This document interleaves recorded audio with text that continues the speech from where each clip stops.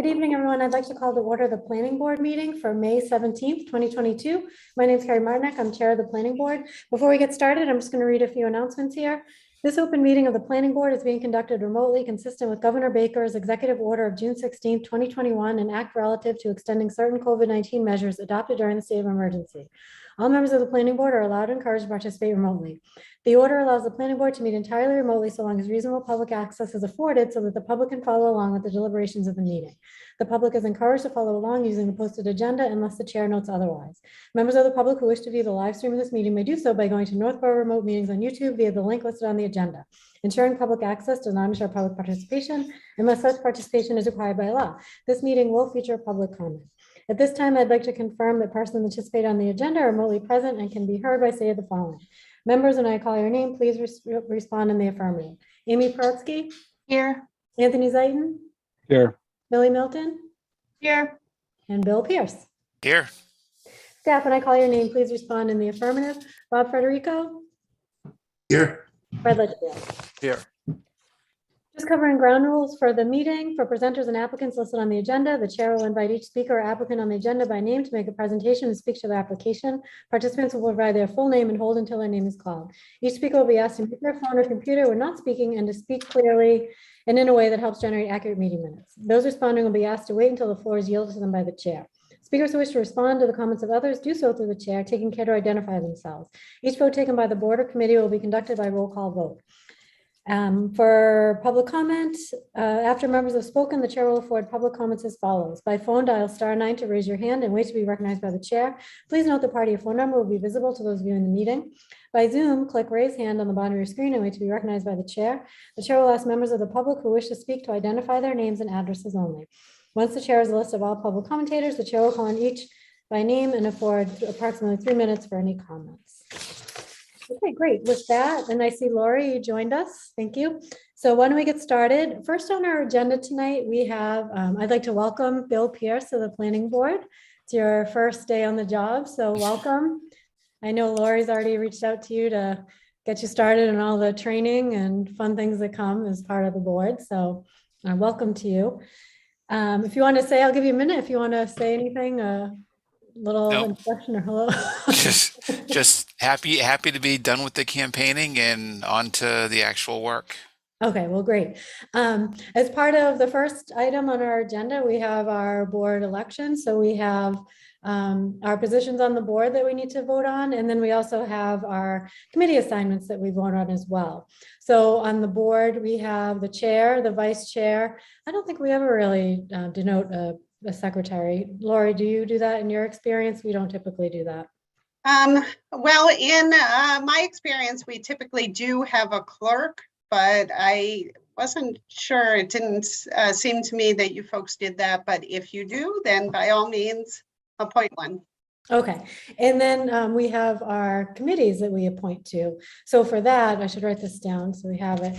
We have our CPC, Open Space, Design Review Committee, Groundwater Committee, CMRPC. Am I forgetting anything? Did you say design review? Yep, Design Review, Groundwater, CMRPC, Open Space, CPC. I think that's it. That's the list. Okay, so why don't we start with board positions because that'll dictate who has to run the rest of this meeting. Are there any nominations for board chair? I nominate Carrie Martinek for board chair. Second. Okay, all in favor? Any discussion? The motion's been made and seconded. Any discussion? Okay, so with that, all in favor, Amy?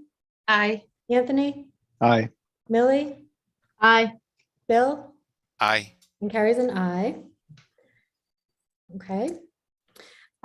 Vice chair, we currently have Amy as our vice chair. Is that something you're interested in continuing on in or? I guess so. I didn't have to do much. Wasn't too bad, but it's up to anybody else if they want to do it. Was anybody else interested in the position? Not me. Not me. And I should assume actually that nobody was interested in chair based on the swift nomination. Yes. Okay. All right, so would anyone like to if there's no further discussion or interest, would anyone like to make a motion to nominate Amy as vice chair? I make a motion to nominate Amy as vice chair. Is there a second? Second. Okay, all in favor, Bill, Aye. Amy, Aye. Anthony, Aye. Millie, Aye. and Carrie's an aye. Okay, so clerk, we haven't done before. I'm open to it if the board, is that something we want to do? Any thoughts or discussion on that? Or Lori, how has it been worked or been helpful in boards where you've had that before? So the clerk was usually my motions person. So, and they also were the person, the person who was most readily available to sign plans and decisions and the like. Okay. Is that something board members think we need here? Or is anyone interested in something like that, or thoughts on that position for the board? I think you're good at the motions, so unless anyone else wants to do them. It's typically a different person. So Yeah. there would be the chair, the vice chair, and the clerk, and they'd be 3 different people. Right. I just didn't know if we had anyone else who wanted to make the motions.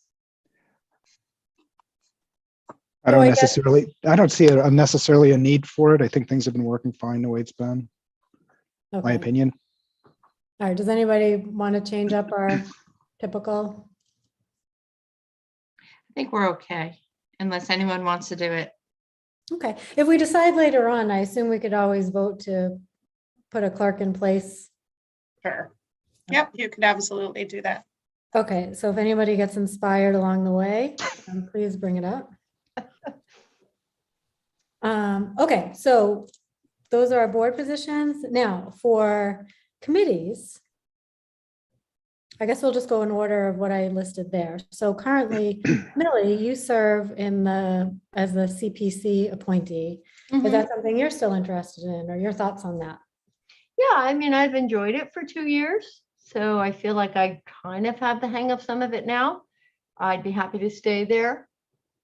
If somebody else wants it, though, I'd be very open to considering something else.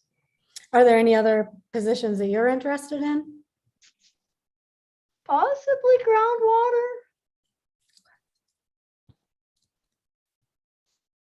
So you know what, maybe before we start to lock in with votes, maybe we should just have a general discussion about each one, just to see like who's interested in what, and maybe that way we don't vote somebody in and then realize, oh, I was actually interested in that. Does that sound okay if we kind of go through and discuss them? Yeah. Okay, so possibly groundwater, but you're also happy with CPC? Yeah. Okay. Any other thoughts on that, or is anybody interested in CPC? So my thought is, so I sit on groundwater today, and I think Millie, if you wanted to, I think it might even make sense, appropriate to do a swap. I've done CPC in the past, but I mean, if you want to broaden kind of your experience and breadth of what you're touching, and thought groundwater was a good fit, I'd be happy to either switch with you or some other swap. But that They meet pretty regularly, if I understand, or is that? it's based on applications. So I would say on average, maybe once a month. Okay. Typically, what night is that? That would be my only other thing. I think it sometimes varies depending on what's available. Fred, what would you say by the average Yeah. groundwater meeting, like in terms of cadence and timing? We meet once a month when there's an application before either the planning board or the ZBA. We almost always meet on the second Tuesday, which is the only Tuesday available after planning board and ZBA for the month. So typically it's a Tuesday, and we try to meet. One of the members is also on the Board of Health, so we'll meet a little bit later, and we start at 7 o'clock. Millie, is that something even feasible for you? That would be tough for my schedule, because I think CPC is usually on Thursdays. And then there are some things for historic district that I'm trying to work out. So Okay, it might be that CPC just really does work best with my schedule right now till a few things calm down. okay. All right, we'll hold that thought. Any other comments or interest in CPC? Okay, open space is now an open spot. And Bill, I know you're currently on open space as it is, as it stands in a As a- current role. Right, as a Board of Selectmen appointee. Okay. And is that something you're interested in, being a planning board rep for open, staying on open space in that capacity? I'd like to stay on open space one way or the other, whether it's, as the planning board representative or, finishing out my last 2 years as the Board of Selectmen appointee. So Laurie, if we appointed Bill as our representative, then the Board of Selectmen would just fill a vacancy on there for their That's position. correct. Yes. Are there any other members interested in open space? Okay. Design Review Committee, Amy, that's you right now, and you're currently chairing. it. Yeah, I would like to stick with that. I've only been on it 1 year, and I think we're kind of in a groove. We're finishing up the 2 family guidelines, and so I feel like I wouldn't want to end it right now. I'd want to see it through. Any thoughts or any other interest in design review? Okay, groundwater, Anthony. Yep. I'm happy to serve and continue to serve on groundwater, if that's how the roles play out. Okay. And then CMRPC is the one that I've been representing the board on. I'm happy to stay on there, but if anybody is interested in it, I'm happy to just trade it off as well. Is there anyone interested in CMRPC? Okay. So we only have one possible switch, which sounds like, Millie, it may actually not be a viable switch, just based on scheduling. So is that something that you probably don't want to flip this time around, or want to consider it, or? I will probably not flip based on that, Okay. if that's okay. Yeah. Okay, so then with that, we'd be looking at Millie in CPC, Bill, open space, Amy, design review, Anthony, groundwater, and Carrie, CMRPC. Is there any further discussion or thoughts on that? Okay. All right, so why don't we go down? Well, I wonder if we can just one motion and second for all of those positions. So why don't we, if someone would like to make a motion to appoint Millie Milton to CPC, Bill Pierce to open space, Amy Paretsky to design review, Anthony Zeiton to groundwater, and Carrie Martinek to CMRPC as the planning board appointees. So moved. Second, Second. all in favor, Bill, Aye. Amy, Aye. Anthony, I Millie, Aye. and Carrie's an aye. Okay, we didn't move too far, so here we are. Okay, first on the agenda, let's see, we have, second on the agenda, I should say, we have 87 Hudson Street. Let's see. And just to apologize in advance, I'm not at home, so I'm not as quick with pulling stuff up, and you just please be patient if I'm slow to the draw tonight. But if we have the applicant that we want to pull in, who is representing this? We have Tom Reardon, I believe. Marshall Gold, Okay, and let's see. oh, I don't see Marshall on here. I Mm-mm. don't see the phone number. Is it Barry? Barry, yes. Okay, and then, oh, Gould, I see Marshall, there we go. There we go. Have we had Marshall for 87 yet? I don't remember that. No, he's joining us for the first time on this project, this meeting. Oh, Okay, great. If you can, everybody on the, did I get everybody on your team? Is there anyone else to bring over? Think I that don't know should if be you it. can hear me, but there were four of us. It's Marshall Gould, Ken Bishop, Tom Reardon, and Barry Yakishin. Oh, Ken, I don't have yet. There we go. Okay, now I have 4 of you. Hi, good evening, Ken Bishop. Hello. Okay, so when we last met, we sort of took a start of a look at the application. I don't think it was officially presented, or I don't recall it being in an official manner. Is there something you'd like to present this evening since we last met? Or I know you sent over some models, some additional clarifications. Is there something you want to pull up and present? If I may, I see Tom Reardon, Ken Bishop, and Barry Yakishin by name. Are they able to start their video just so that they can be seen? And they're I don't going to think- share this. There's Oh, Tom. there we go. Yep. I think it's just on their end. I don't think it's. No, it's not on yours, Carrie. Ken Oh. and Barry, if you can hit start video, I think it's in the lower left. That might be helpful. And I think we now have Barry, although I don't see him, and Ken. I'm trying here, hold on. That's okay. If you can't, I'll just tell them that you're a good-looking guy. That's all. Yeah, why don't we go with that? And if I talk, I'm surprised you'll wave. All Evening, right. folks. So now we have Barry and we have Tom on. Ken, as long as you can hear us, then with the chair's permission, I'll briefly get started here. Sure, please do.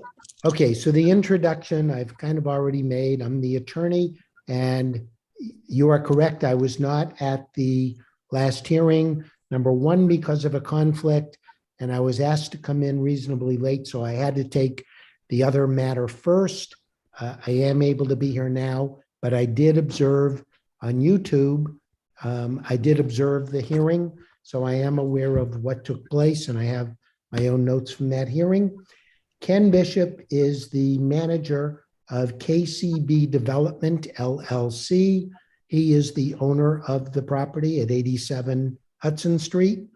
Tom Reardon, who I think all of you know, I'm not sure if Bill Pierce knows him, but Tom is a well-known local architect. He's been in town for many years, and he was on the design review committee from its inception up until about a year ago. And he's been the architect on this building. And Barry Yakishin is with Waterman Design Group. They are an engineering firm out of Westboro. They have done a lot also in the town of Northborough. So this is my first time working with Barry in Northborough, so I welcome him to the planning board meeting. What I'd like to do, since you've already had the documents presented to you previously, my understanding is I just want to reiterate, and if any board member tells me that this is incorrect, please do so. But they have been to groundwater, and there is a comment letter from groundwater. They have been to design review, and there is a comment letter or a memo from design review. And I heard the presentation that was made at the last hearing, but due to the documents being presented relatively close to the planning board date, it was agreed that it would be continued to today. So I don't know whether Bill has seen it or not, but Lori and I talked about it.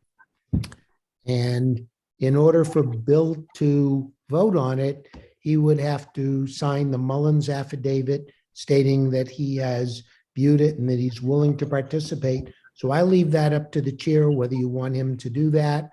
But we understand the mechanics here. I trust this board, and I have discussed it with my client, and we are prepared to go forward. If Bill is not able to participate, we understand, but I defer to the chair, and I see Amy's hand. Sure, go ahead, Amy. Well, I thought we've been told in the past, I don't know if Lori knows any differently, but we were always told in the past by Kathy that the Mullins rule was never accepted by Northborough, that it has to be part of some sort of In our ruling. bylaws. So we never enabled it in our bylaws, so we've never used it. So Okay, typically, yeah. So I would say no, because we don't have the authority, I guess, without backing of a bylaw. for the importance of the planning board in town and with the rule, you may just want to inquire of town council. I am not aware that it has to be a part of the bylaw.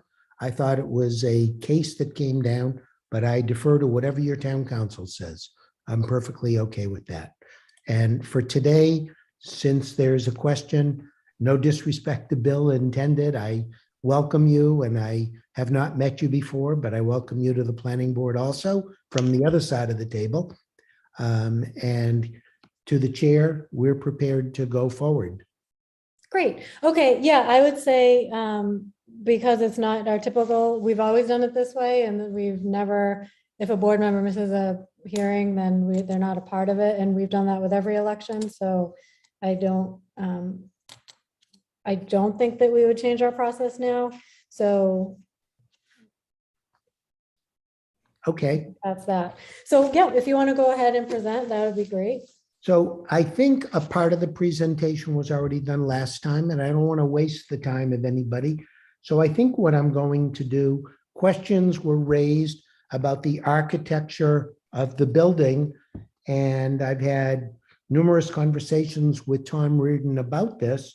And Tom educated me about the architecture of some of the roads leading into Northborough, including Hudson Street and Main Street. So with the chair's permission, I'd like to turn this part over to Tom. Sure, that would be great. Thank you. Oh, we can't hear you.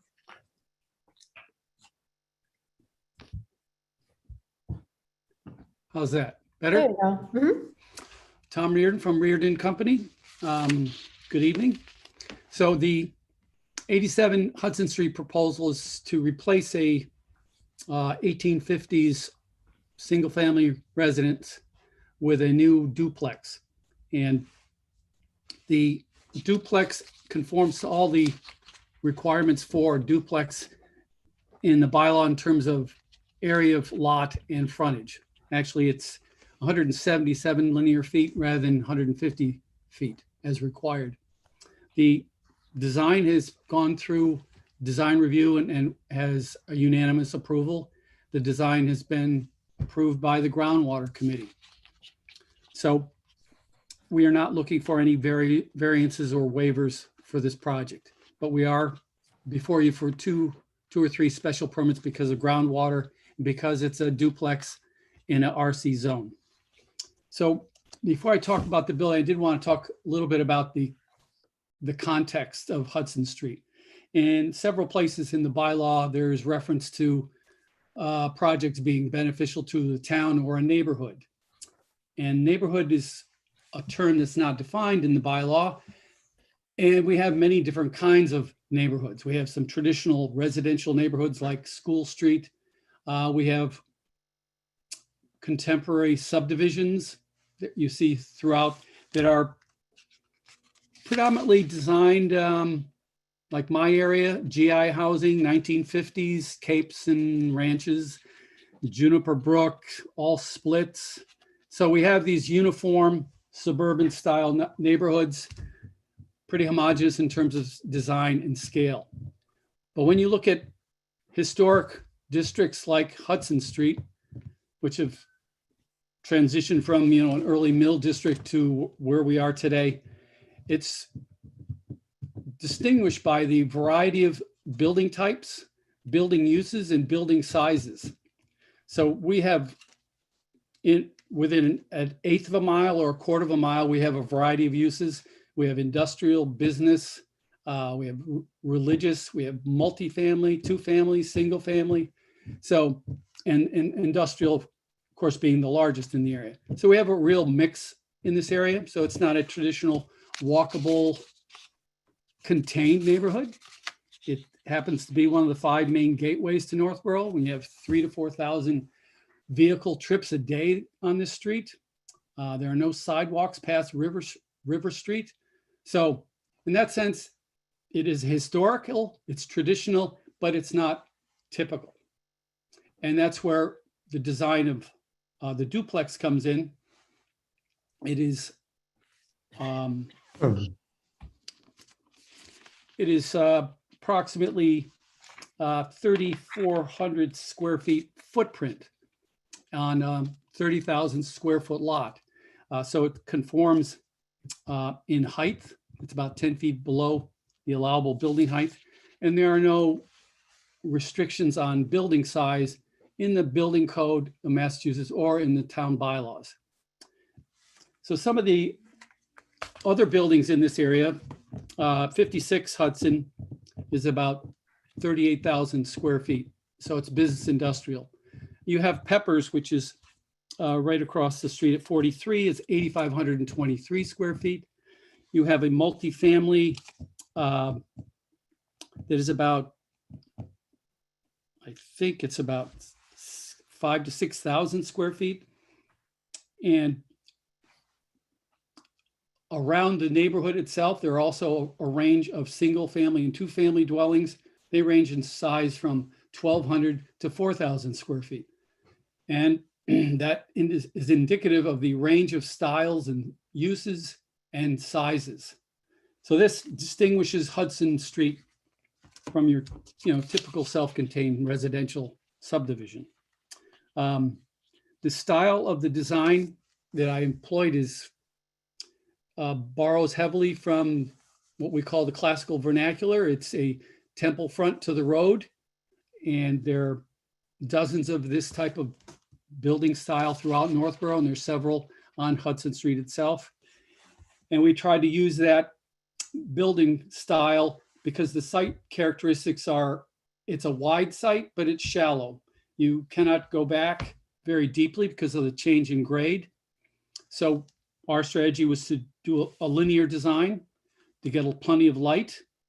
We have the advantage of not putting the garage doors on the front of the building, which we don't find very attractive, and incorporate a lot of the detailing, proportioning, and materials that you would find in this type of iHouse, or some people call it the American farmhouse style. The structure is designed is appropriate for the market conditions we find today. The average house size being built in Massachusetts is about 2,600 square feet of living space. What we're proposing is about 2,696, around 2,700 square feet of living space. 3 to 4 bedrooms, 2-car garage. And so we feel that the scale of this is appropriate for the market. And we have the negative feature of Hudson Street is obviously the amount of vehicular traffic that travels there. So we were going to use, spray foam insulation, insulated glass to try to keep the structure as energy efficient and as quiet as possible. But you do have to offer some additional amenities to attract buyers in this kind of market, and that's the reason for the scale. Returning to the context, I know there's some concern that this may be too big or doesn't fit in. I just would like to point out that in the traditional historic parts of town, like Hudson Street or even Main Street, we do get this variety of size and use and type. If you took an example from Main Street, 20 Main Street near the intersection of 135 and Hudson, you have business use, 1850s, 3,000 square feet. Across the street, 23 is the church, 1847. That's 15,890 square feet. At 24, you have a multifamily, it's about 3,000 square feet. 28, you have the small former Gazette building, bank building, that's about 792 square feet. And then Millie's Restaurant at 30, 1800s, 7,051. The library next door, 13,000. And then one of the older houses in town, Dr. Ball's house at 38 is 2,730. So here you have 800 square feet up to 15, 16,000 square feet. Between Millie's Restaurant and 28, is seven times the difference in size. But this is not a detraction from this historic area. You have wonderful styles. They're complementary, they're traditional, but they're vary in use and they vary in type. So what I'm suggesting is this type of Main Street neighborhood is very diverse, just like Hudson Street is very diverse. And therefore, that's what we were trying to do. Add a new, attractive, energy efficient two-family within walking distance of downtown that is replacing a 1850s structure that is not structurally sound and hasn't been occupied in 10 years. So I think the benefits of this proposed design far outweigh any detrimental aspects that people might assume. So with that summary, if we wanted to look at, say, Barry's site plans.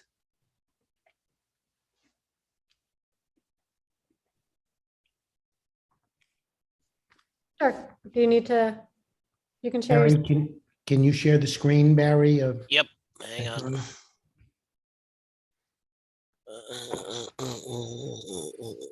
Where's that?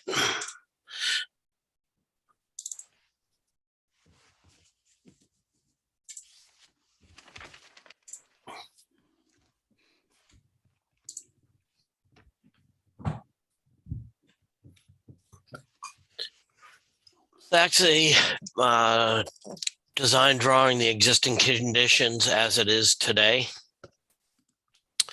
Can everybody see that Yes, and see my cursor as well?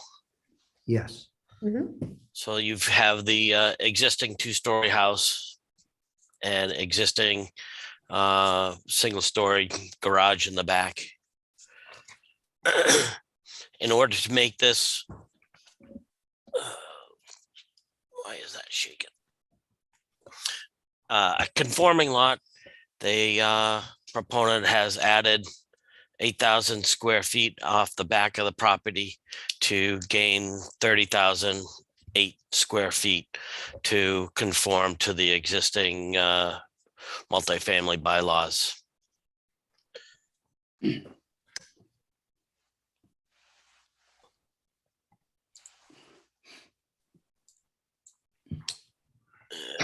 This is the proposed new building centered on the lot with unit 1 and a garage and driveway to come down, and unit 2 with its garage and a driveway, separate driveway to enter that particular building.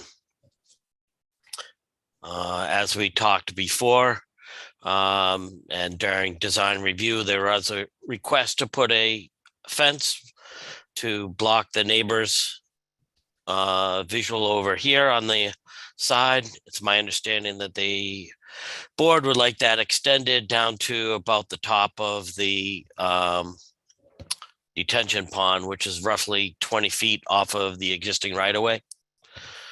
There's no problem with that. The existing hill will be cut back a little bit.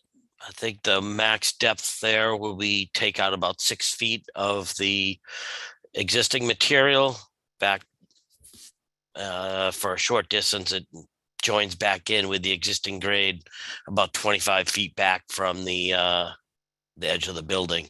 So that gives about 15-foot flat area out here in the back. Any rainwater that collects from the hill, we intend on going into the dry wells to either side of the property.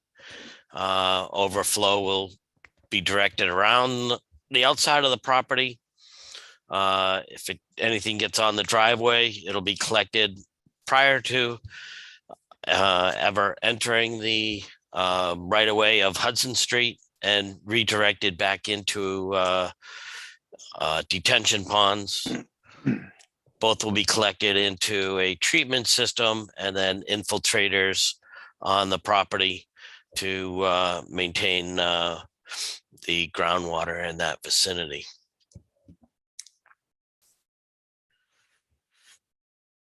The landscape plan is proposed to where we've excavated back out of the little bit of area in the back. The slope will be covered with a variety of plants between rhododendron and I believe there's various types of plantings. I can't see it. Come on. Black chokeberry, juniper bushes, rhododendrons, and viburnum. The intention of the growth in the back is to provide a secure the wall, the hillside.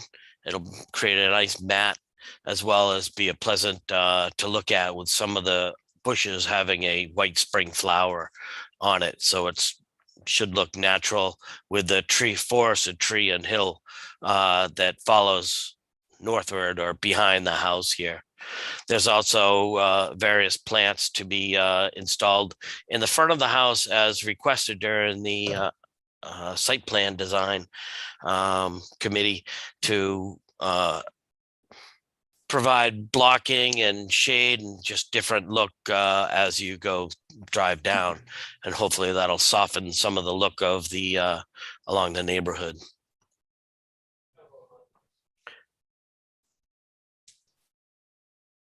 As regular details and so forth. Any other further questions, or Marshall, do you have anything to follow up? Do you want to show that other 3-page plan that you showed us? The model? Yes, Yeah. please. I can. Actually, we're only going to be looking at sheet 1 and 3. Yep. Sheet 2 was purely concept. Yep. All right, this is a, can you see the green color model plan? Does that come up? Yep. So what we're trying to depict here, and this was part of your comments that you came out of the last meeting, was how does the building relatively fit in? And unfortunately, if I just showed you a straight on plan, you won't get the picture of it. So we try to do it here. So what you're looking at from left to right, you're seeing the existing Maytech business industrial number 56 stretching out in front of the road. Across the street are a bunch of condos. Further on down the road, you've got Maytech's industrial parking area, and it should be noted that with the parking area, the facility also owns within this red dashed line as well, which is in a pretty steep hill and with predominantly ledge outcroppings and stuff, kind of a unbuildable hillside, if you want to call it. Continuing down on the northern side of the road, which is the same side as our proposed multifamily house, you've got number 75, which is a bunch of apartments. I think there's might be as much as 8 apartments in there on three floors. It's a pretty big structure. The next one is a smaller cape, number 83. Then you can see our proposed 87 kind of blended in there. Right next door, number 91, and following it, number 93, are 2 single family homes that are pushed up pretty close to the front of the road and are pretty tightly packed together themselves. Then following those 2 are 2 family box type homes, 101 and 103, and 105 and 107. Across the street from that is also a multifamily. It's a 3-family house for 106. Each 3 floors contain a different family. Coming back westerly on the road in front of our proposed house 87 is a single family with a single car garage in front, number 84, and then 2 more consecutive single family houses followed up by River Street. And all those southerly side homes all back up against the Assabet River, of which in the current regulations, the 200-foot riverbank wetland pretty much extends up to Hudson Street. So there isn't too much that can go on between Hudson Street and the Assabet River in the future. Okay. I do have a third one, but I don't. Oh, hey, it came in. Our third one kind of show a different view, looking a little more down on top of it. You get a little different perspective of the particular scale of the houses and nearby stuff. So we tried to scale everything in as best we could. You can see house 75, still a good sized box structure there compared to ours and 103 and 105. Okay, and just a question for you. The distance between houses, is that to scale as well? That is about, yeah, probably to within 5 feet. Okay, and if to put the driveways, like where were the driveways? The come out? driveways would come off here and come down. This one probably enter somewhere around where the H in Hudson is, comes up. Ooh. And the other one coming around that side. Good job, Marshall. I think that's Tom. That's I think it is too. I admit to hijacking it, my presentation, are you? I've had Atta boy. Yes, something over. that looks good. Something or something about that. Yes, I hope you like the pink. I did. While this was up, I was wondering if I could say a quick thing. Yeah, sure. Certainly. Oh, I went down the sizes of the whole street too, and 75, which has 5 apartments. It said it was 4,700 square feet.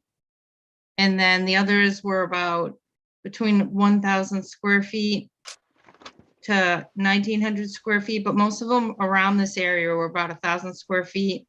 And the 2 box structures, 103 and 101, were 2,500 square feet each. But those were duplexes, so like the 2,500 was cut in half, so there's probably about 1,200 on each side. I just wanted to point it out while it was up. Yeah. That I think the So- 87 is actually bigger than 75, just in comparison.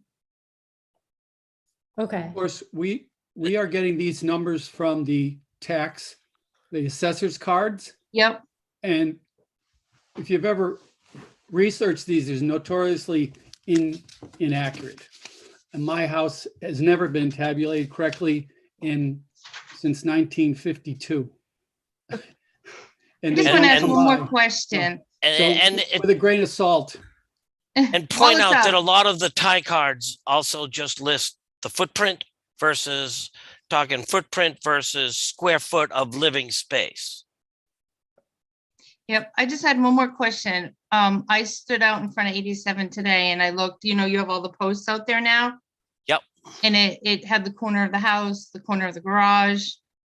And then the house to the left, number 83.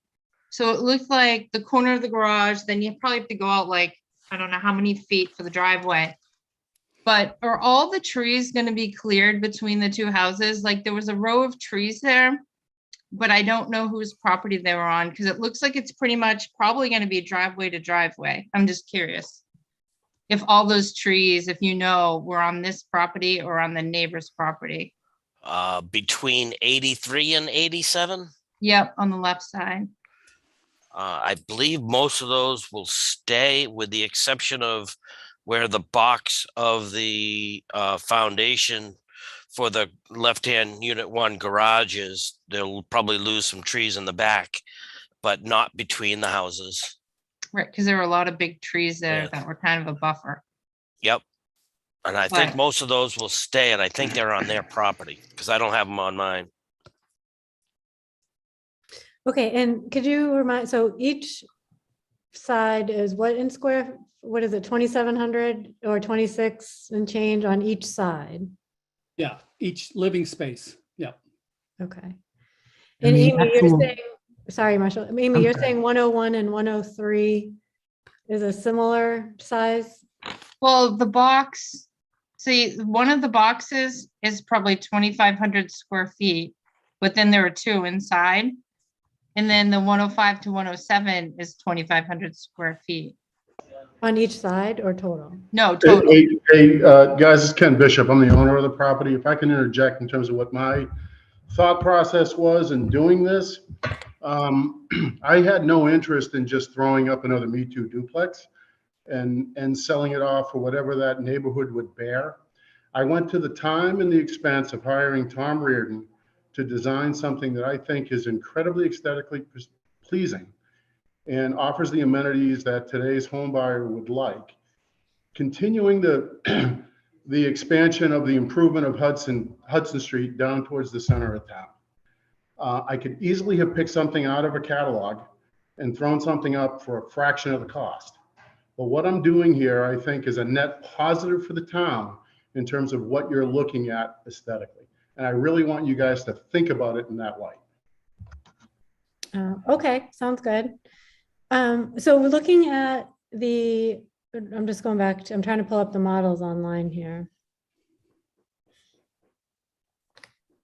Lori, is that posted on the planning site as well, or is that just via email?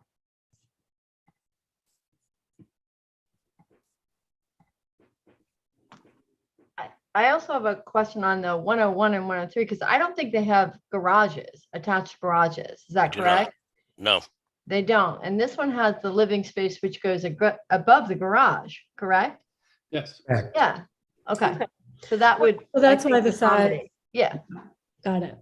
And if I could add just a couple of things, having the garages, and Ken and Tom went through the design, they believed, and so do I, that if you were to have a duplex with 4 garages facing Hudson Street, it would be very unattractive. I believe Design Review thought the same thing.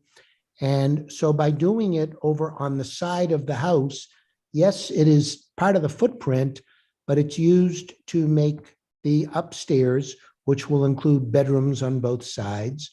And the other thing I'd like you to notice, I don't know if you can tell from this picture, but if not, perhaps Tom can put up a picture that impressed me, because when I was talking to him about the building, the design includes, now I'm not an architect, so I'm going to use a non-architectural term that everybody will understand.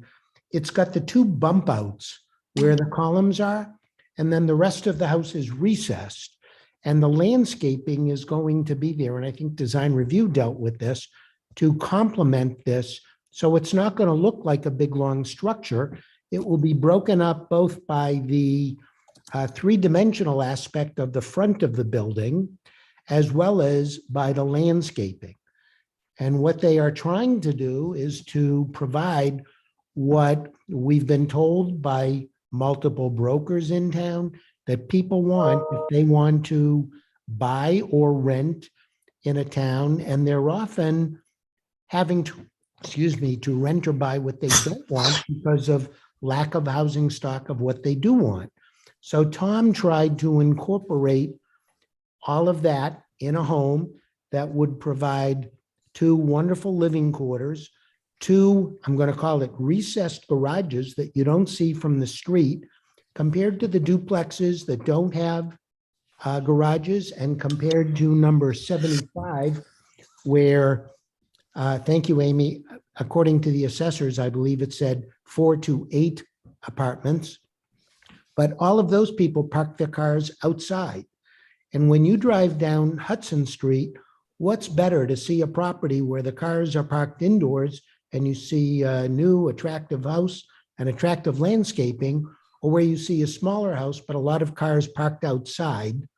It makes it less attractive, and it also makes it less attractive to the property owner or renters, whichever it's going to be, because they can drive into the garage in all kinds of weather. And if they need to carry groceries in, they have a shorter walk and a more protected walk being indoors. So I happen to think that the design of this home, with what I'm calling the bump outs and the pushbacks, I think it's really attractive. And I've seen this in other towns that our other architects have done. And I know it went to the design review, not just once, but I believe it went at least 3 times to the design review, and they came back with an approval. And I'm not so sure that when people think 87 Hudson, I'm not so sure that they realize how close you are to a big, big industrial building and a big industrial parking lot. You're less than 550 feet from a 40,000 square foot industrial building. And then just beyond that, on the opposite side of the street, the same side as 87, you have Peppers. And then across the street from that, there is a church. So this is not your typical, as Tom pointed out, single-family neighborhood. It is very much a mix of the 4 uses. Yes, it has some small, old single families. This one was 150 years, and it's beyond its useful life. The owner told me when I said, should I go in and see it? He said, I wouldn't walk in it if I were you. You know, it's ready to be destroyed because of deferred maintenance over all these years. And then you look at some of the smaller single-family homes, but as you go down to Silas, Silas has some large, beautiful homes on it. And the one on the corner at Silas is over 4,250 square feet. And that's just for one house. And if we were to build a single house here, it could be this large or larger. And what Tom did was design this so it doesn't look like a typical 2-family. If you go around Northborough, almost all the duplexes that we're talking about are not the most attractive duplexes. They may be smaller, but they don't have this beautiful architectural design that Tom has put forth here and that the owner is willing to build. If there were a choice of a duplex, or that's the typical flat front style with 2 doorways side by side and either no garage or a garage facing the street, or if no garage, a parking area with 4 or more cars, this is going to look a lot better to the neighborhood. And in talking to the brokers, this will actually enhance the neighborhood, not detract. So I hope I have a the board will question. consider that. Okay, so I actually drove by the site as well, and I'm having trouble, like what I'm seeing here is not what I see necessarily when I drive by the site. So if you wouldn't mind, do board members have any other questions about this before we look at, I just want to look at the site plan for a second. Any other questions from Millie? Did you have something? I did. I'm just curious about the hill behind it and how much are they cutting into the hill? It looks like I was confused a little bit about the other plan where it looks like the garage is already on part of the hill. It is. And if I could answer, I could have Barry give you the engineering answer, but I saw the letter or the email that came in from a member of the design review who said several things that were incorrect. And I know her and I respect her, but some of the information was just clearly wrong. In the letter, she talked about cutting up to 30 feet of the hill, so that it sounded like there was going to be a 30-foot drop from the hill down to the backyard. In fact, it's approximately 6.5 feet, and on the left, the garage is already there. So there's that 6.5-foot cut on the right. That hill behind this house, you can see it on the picture that's on the screen. That rises to an elevation of an additional roughly 40 feet compared to the front of the property. So having 6 feet so that they could have a 15-foot flat backyard, that's not uncommon to what many people do with single-family homes when they're built in subdivisions. So that's one important thing. She also indicated in this email that the building is listed as 621 square feet, while the house is between 900 and 1,000. And when you add the garage, it's about 1,300 square feet. So by no means is this going to be 550% bigger. That information is just inaccurate. And the idea that this was presented just 15 minutes before the meeting is also inaccurate, because as Amy could tell you, there was not one, but there were numerous design review committee meetings. And I've been told by both Tom and the owner that there were excellent questions asked and that there were some changes made. So I think it's different than what was indicated in that letter. A 6.5 foot cut into the hill is very, very minor. Most of us probably live in homes where they do that because not all land is flat. So I'm just trying to clear the record on that. I appreciate that. And then if you look at this plan here, what is I realize it's not in your property. What is reflected? What is in I can't see past is that the box right there to the, I guess you can't see where my mouse is. No, sorry, other side on the other property. Like that's not the house on the other side. To the house. It is. So interesting, because this is where I struggle with. When you showed me that model of the sky view, it looks like this is so far apart. But then when I look at the plan, Right. I see that the distance doesn't really look that far at all. So that's what I'm struggling with. It's tough view. There's 45 feet between edge of here to the edge of the garage. And it's a little over that going the other direction, but the house just doesn't show up on this drawing. And Okay. Carrie, let me also point out, because I was confused at first, where his cursor is now, please leave it there, Barry. Yep. That's not part of the house. That's a driveway. Wait, where is that? Can you move your cursor?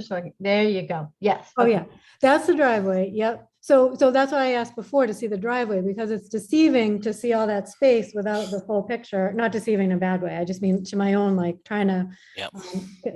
to perceive it, because when I drove by, it didn't look like this enormous amount of space in between. And so what I'm looking at is the driveway goes almost to the property line. Is that correct? The edge of if you could just, that's 45 feet. And then the driveway lines are, I keep using my mouse thing, you can see it. The driveway ends right before the property line. Yep. And then the house starts on the other side of the property line. Correct. Okay. And the same is true on the opposite side on unit 1. The driveway comes up close to the property line, but then there's a good sized driveway so that if they ever need to park a third car or for a turnaround so that they don't back into the street, they have plenty of room to do that. Mhm. So I think a lot of thought has gone into this, and I credit Tom and Ken for coming up with this design. Tom, would you just use this picture to point out how we're talking? Is this the best one to show the bump out? Or is there another picture that shows? I it just have a better? question before you. Probably the turn. architectural plan, Yeah, side view.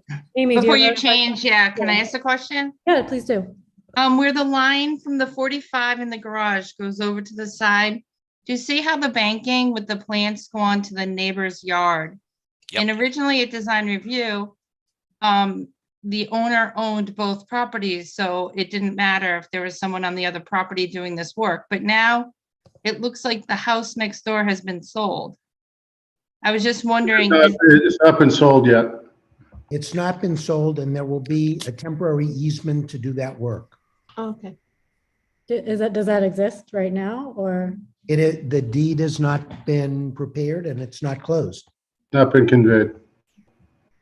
okay, so before it sells, the owner of the new house would know that there's gonna be work done in the backyard?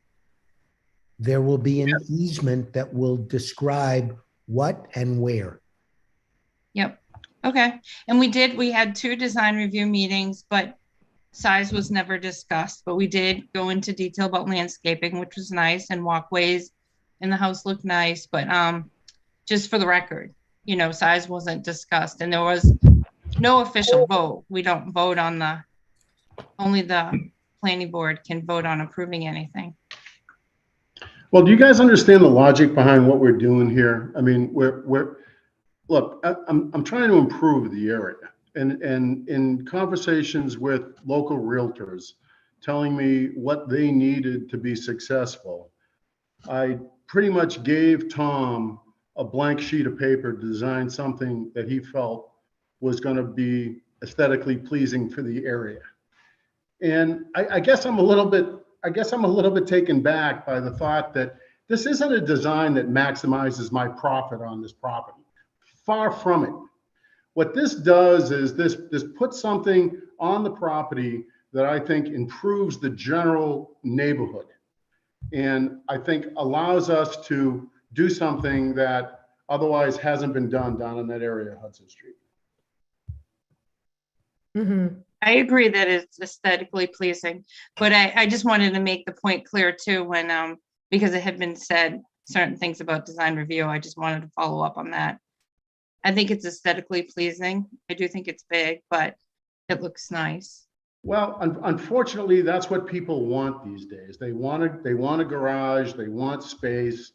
You know, if we downsize this, you're talking about a completely different purchaser and a completely. But Ken, understand our role. Our role is not to sell homes. Our role is to make sure this fits within our bylaws and our special permit criteria. So that's what we're doing. You know what? Excellent point. Your bylaws and your criteria. And I'm asking you to tell me where this doesn't. Yep.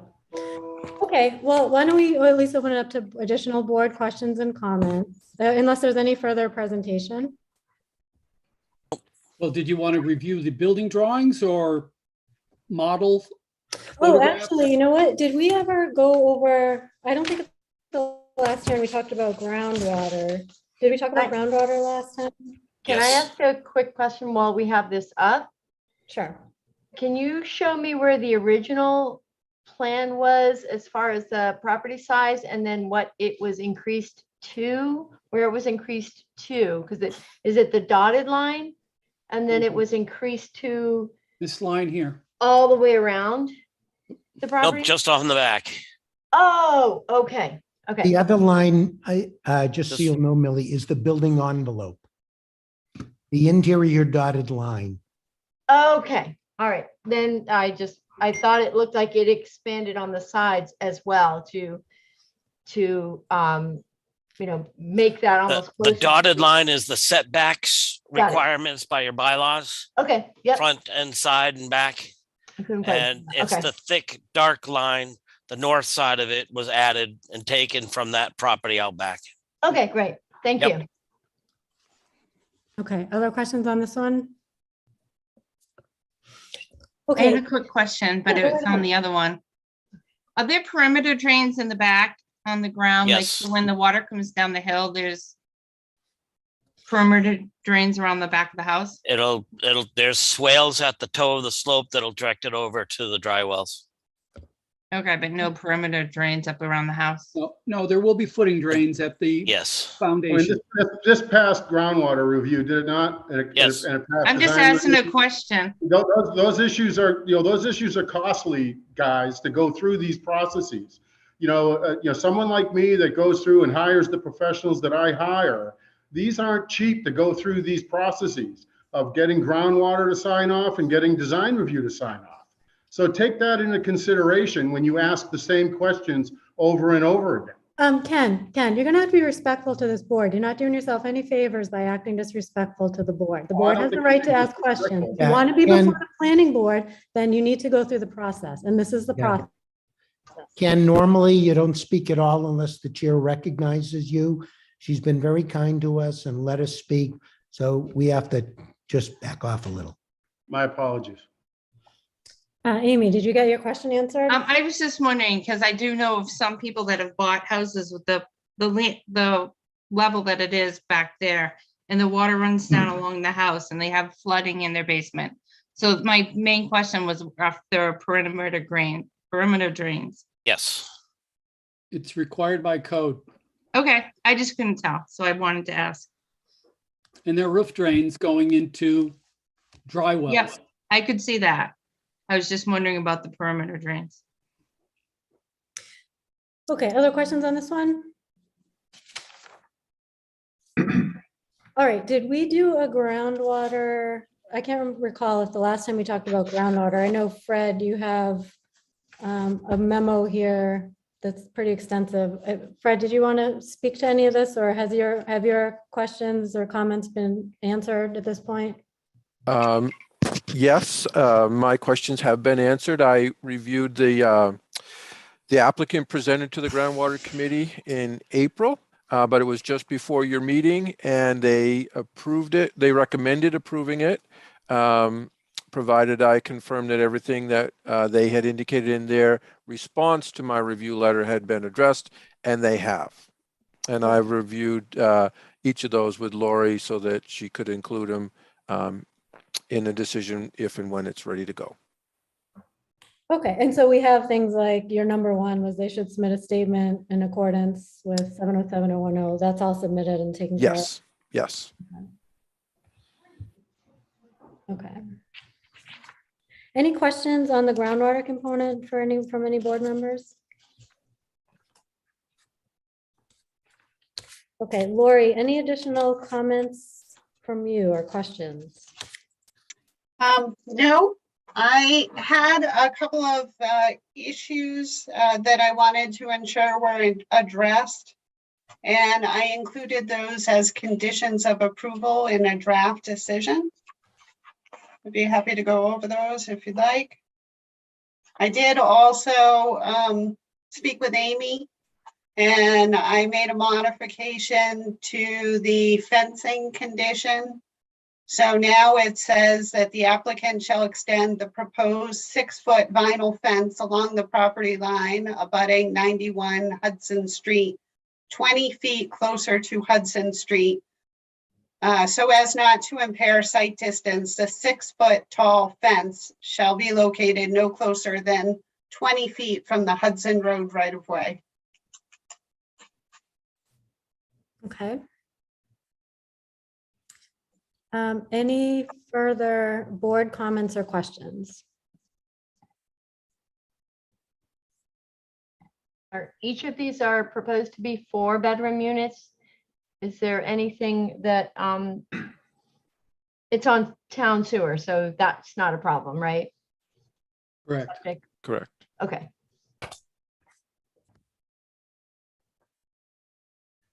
Okay, other thoughts? All right, So I just, if I can, so my thoughts are, it's a difficult part of town because there is lack of consistency, to say the least. And obviously, and Tom builds or designs beautiful houses and buildings, no doubt. And this will be a nice looking building. I do have the sense that it's, like maybe everything else on that street, it's going to be consistent with being inconsistent with any, streamlined look. And I do think it's going to look enormous in that footprint next to its surroundings. I understand and appreciate the multifamilies in the area. And I think it's going to stand out, but yeah, I kind of wish I feel it's a bit shoehorned in to this site, certainly is considering the driveways. And, if it could just be even more narrow or some other platform, but it's big.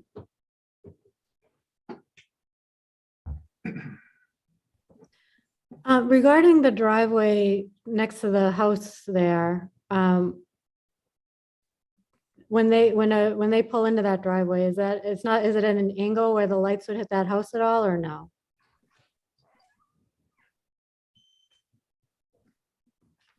There's a I'll fence- answer if nobody else is answering. The fence here, Okay, go ahead, Tom. Oh, the fence, okay. Yep, that's what we Maybe- tried to do at design review, is add the fence, because that's a good question. That was a question that we had at design review. so if you look at the floor elevation here of the existing 91, so it's like 254.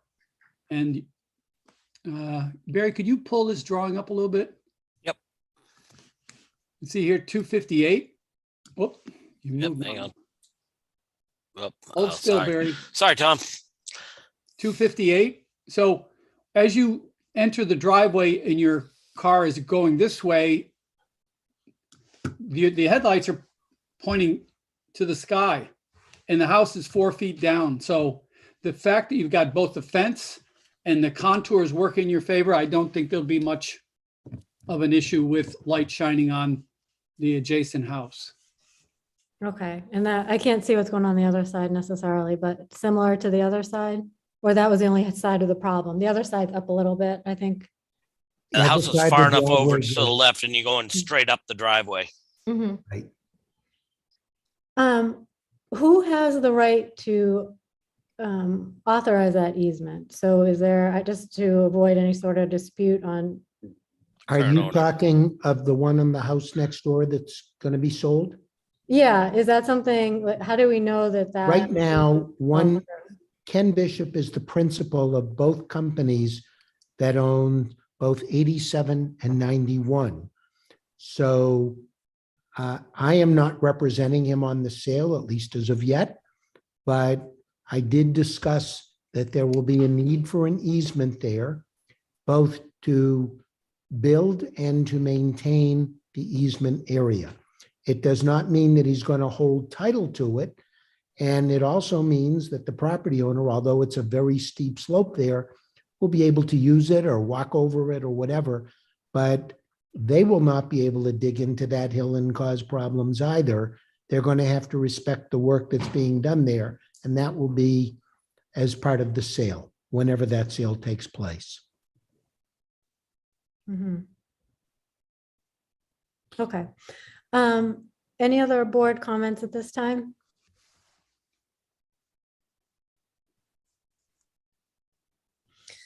I think for me, as I mentioned, I did drive by the site, and my concern was just primarily that it's just maxed out on the lot, edge to edge. And, you know, although further down the road, there are bigger buildings, as you point out, all of the residential, I think your list before had a lot of businesses, but when it comes to the residential homes, it's significantly bigger. And that's the one thing I struggle with, is just when I drive through that area, picturing this edge to the lots. I mean, I wonder. I don't know if it's technically really maxed out, because you can see I've got another 10 feet on or more on both sides to build out. I'm using up the space with 2 driveways. And the reason it's wide from left to right is because of the topography in the back. Correct. And it's the topography that has the home being built this way. If it could be a deep home from front to back, it may not look big from the street. But as Tom pointed out, with this type of home that I think you called an I home or something. Yes. Typical, if you I-home. think of what Tom called the old American farmhouse, it's always wide in front and they have a porch out front. And the farmhouse is typically much bigger side to side than front to back. And that's what Tom tried to incorporate here. And he did it for 2 reasons. Number one, it looks good and it's got historical features, but also to do it the other way, he would be going into the hill and then there would be concerns about drainage and the structural support from that hill.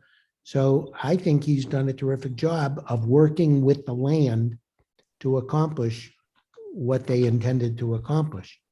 If I could also add, I think the profile of the house, as you're driving down the street from the industrial, from the center of town, and you drive down the street, you're not going to look face on to that building and notice the size as much.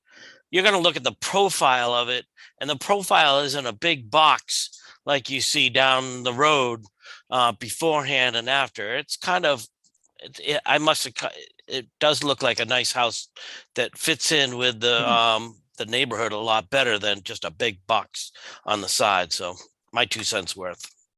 Okay. Harry? Yeah, go right ahead.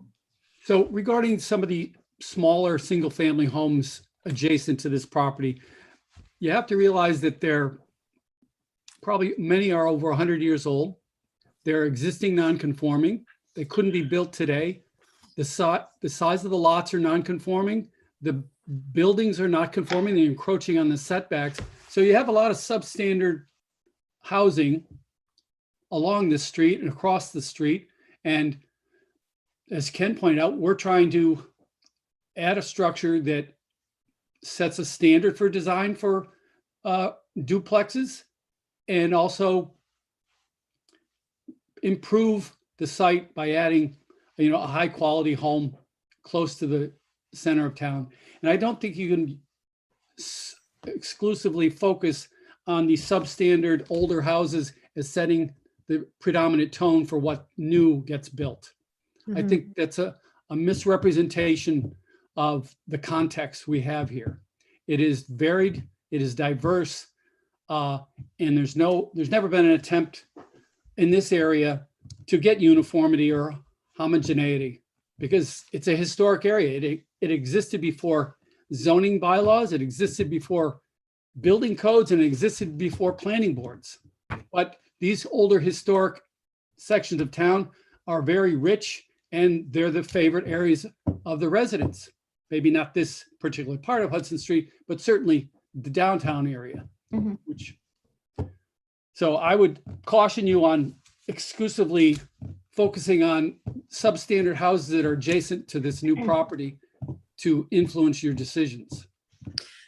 Yeah, no, I hear what you're saying. I think things that the board has talked about in the past is being concerned about tearing down small. Now, if you were in a neighborhood, it would admittedly be, when I'm thinking of a neighborhood of small homes, you're pointing out this is a little bit different scenario, but the board has in the past talked about sensitivity to tearing down small homes and maxing out the lot with a much bigger home. And that's just something that we've talked about in the past. And that's why I think maybe the board is just thinking through this a little bit and trying to really picture it and think about what, take into account what you're saying about this being a much older pre-bylaw scenario versus what we're trying to make sure, which is just that we don't have these tear downs with, these giant duplexes built in its place when the rest of the area is still very small like that. And how do we kind of make sure we don't have that giant leap? I guess is what I'm just thinking through a little bit. Well, I think the Here, can I historic add- anomaly is that this area up into 2008, adjacent to this was industrial. And in 2008, when they rewrote the boundaries, they created the downtown neighborhood. Mhm. So it's in flux. Yeah. And I think there are prescriptions for restricting height in the bylaw and the building code. If you want to restrict or you're concerned about oversized residential structures, then maybe you need to put in some floor area ratios or some other devices. But currently there is nothing in the bylaw or Mass General Law whereby you can restrict size. Right. Residences are the only building type in the building code that have no restrictions on size. And that's for a reason. That's the American way. We want to be able to build it bigger and better. And I'm not trying to say anything about this application in general, but just to hear where we're coming from, like, I've been on the board since 2014, and the whole discussion in 2018 about duplexes was because it made it more affordable, not affordable housing, but more affordable. And, there was a lot of talk about downtown neighborhood. And I know this is RC, which borders downtown neighborhood, about them being cottage homes. Like, I guess in Northborough, we have so much talk about cottage homes and districts and more affordable homes for people moving in. But yet, ever since I've been here, they get bigger and bigger and bigger. So I guess it has nothing to do with what this is tonight. Like you said, maybe there needs to be a floor area ratio. But from all the It's not meant to discussions, be being on the affordable planning housing. board for the past few years, I guess what we've been told about duplexes isn't really whatever happens. Duplex is a separate market. It's not affordable.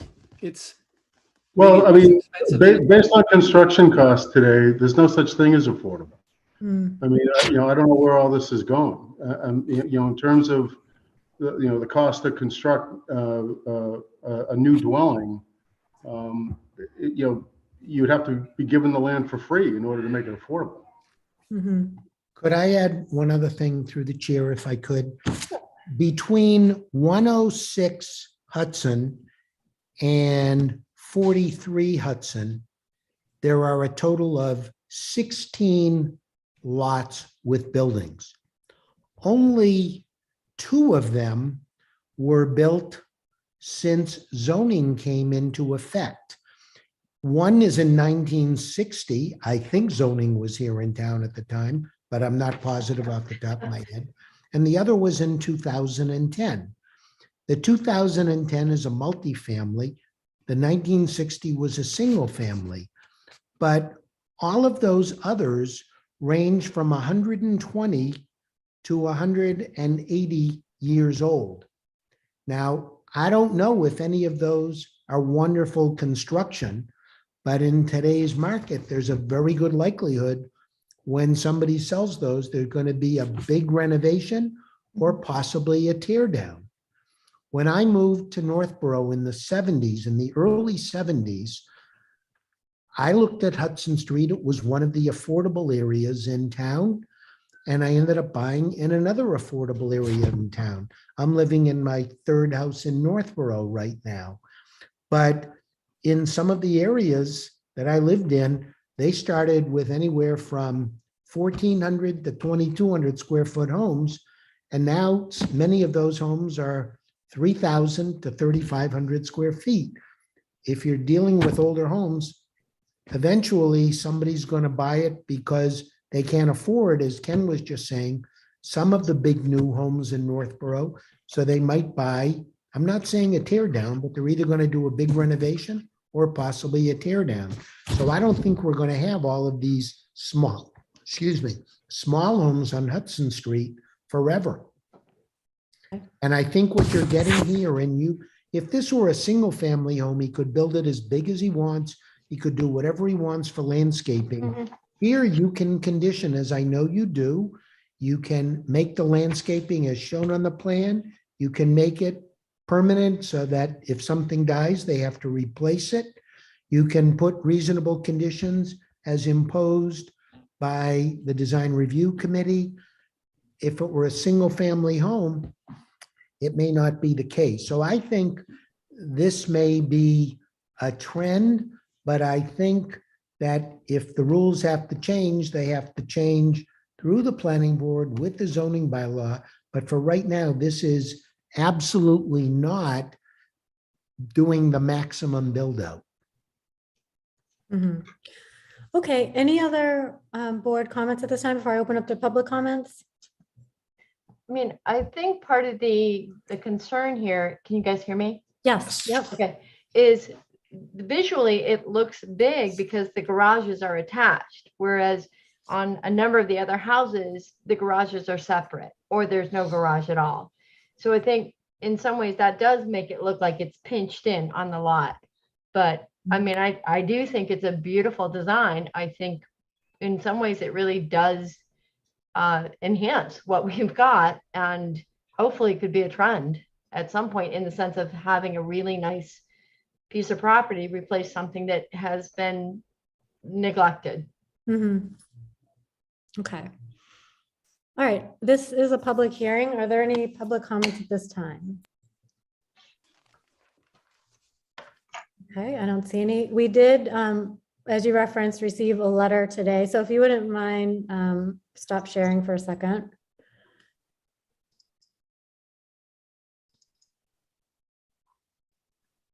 Stop. Oh, sorry. There we go. That's okay. All right, so we did receive a letter today. So let's see.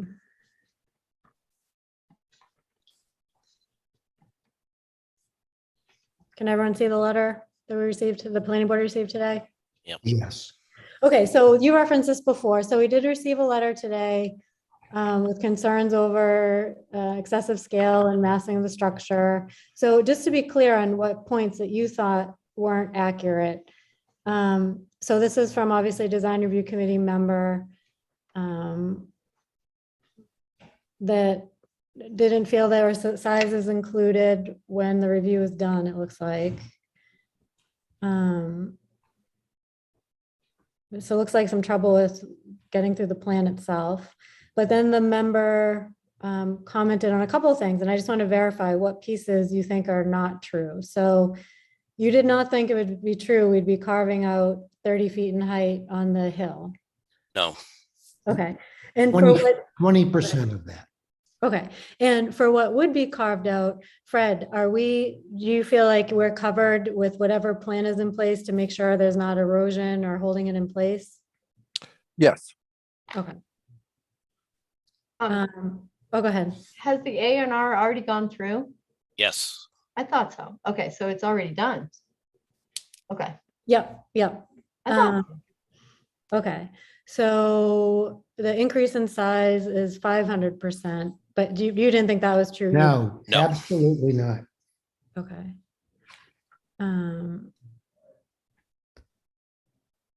Okay, so the hill and the size you don't agree is true. And then it looks like, what's this plan? Okay, so just showing, which I think you show in your plan as well, the original size. I think this is to show what this would look like. It's about the size of what the garage is plus this part. I think And that- she is not showing the garage on her drawing here either. It would be on the rear left of the property behind unit 1. In fact, Millie pointed out how it looked like the garage went up to the beginning of that slope, and Millie was correct. Mhm. Oh, okay, so wait, this is not the garage here. No, That's the garage is new to the garage. left. That's the proposed garage. That does not accurately reflect where the existing garage is. It's Okay. over on the left behind unit 1. You can see it on the next picture. If you go down, Oh, I think I'm at the bottom here. Left that's picture. the one. I'm Over on the sorry. left-hand side in the blue. Okay, See the house up front, and the driveway leads to the garage in the rear left. okay, And you can see how this lot is much wider than the adjoining lots around it that have the smaller homes. And Tom pointed out, many of them do not have close to the 30,000 square feet required here. Well, it's 20,000 for a single family home, 30,000 for a duplex. Right. okay. Actually, while you have that up, Carrie, it shows the house on the left too, Oh, and yeah. the house on the right. I mean, I'm just wondering, because I had asked before if all those trees are coming down, but you said no. I don't think so, They- no. Okay, because I mean, I'd maybe want a fence there too, if all the trees are coming down and now, because the house and the driveway now are gonna go from edge to edge. No, Setback. no, not exactly. There is a border. Like 5 feet? I don't have the answer. Barry, do you? At You least- want to look up above? 22, I Between the think driveway Yeah, I and the lot line, It's somewhere 7 to 5, 5 to 7, somewhere in there. so about 5 feet. Between the driveway and the property line, yeah. Okay, So it will Right, be and- bordered in green.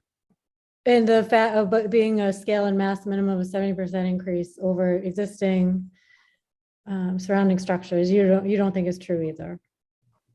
Based on the engineering, it's not true. Okay, Now, remember, the house that's there now is a single-story house.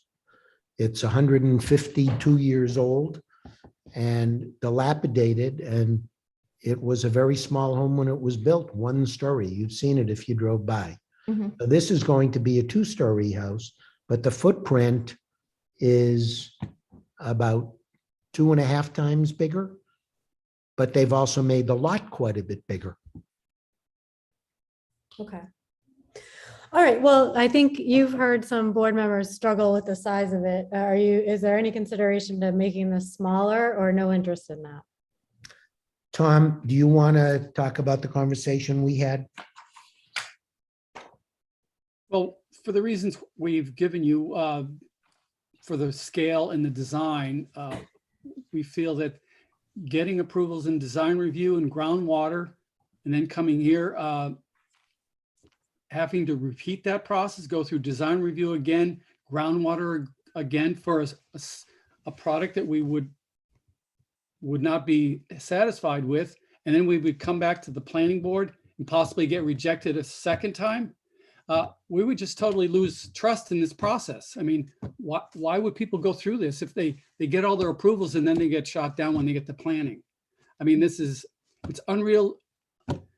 It's very frustrating. Well, the problem with go through. design review is some of the members tried to talk about size, but weren't allowed to. They said that wasn't up to design review. Amy, you're the chairman of that committee. I know, but You Kathy was control on the board. dialogue. And Yeah, 3 and it was, or 4 we, existing members think- are appointed by you guys. Lisa brought it up and Kathy was the planner then, and she said, your board is not the board to talk on size. You have to look at the outside of the building and the landscaping. I just want to make it clear because that's not, it wasn't true. We didn't talk about size. We were told we couldn't. Notwithstanding I the have- size, the bylaw does not provide a size. And there are one or two places in the bylaw where you talk about effect on the neighborhood. Are you changing the neighborhood? Well, the neighborhood, as we've pointed out tonight, is some small single families, some larger two families, some quite a bit larger multifamilies, anywhere from 3 to 5 family homes, and then several industrial buildings and a church. That's Hudson Street within approximately 700 feet on both sides of this property. To me, that's, if you want to call a neighborhood, you have to look at the whole thing. You can't just look at a home to the left, a home to the right, or even two homes.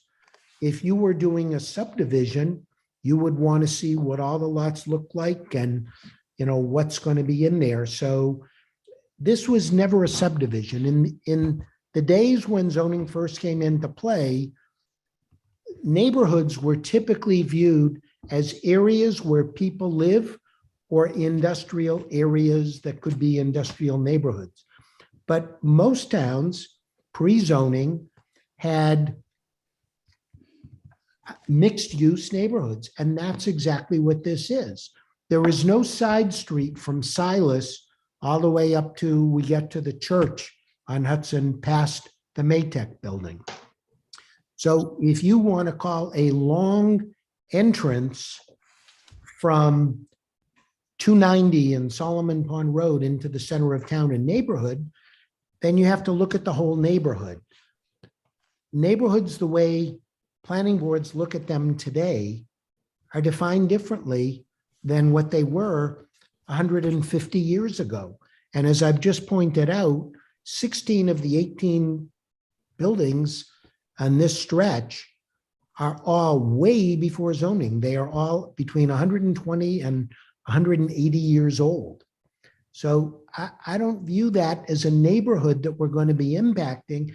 If anything, we're going to be taking, I think we're missing the point that we're taking an old rundown home that calls to be taken down, and we are making it into a beautiful home, and we are hiding the garage to make it more beautiful.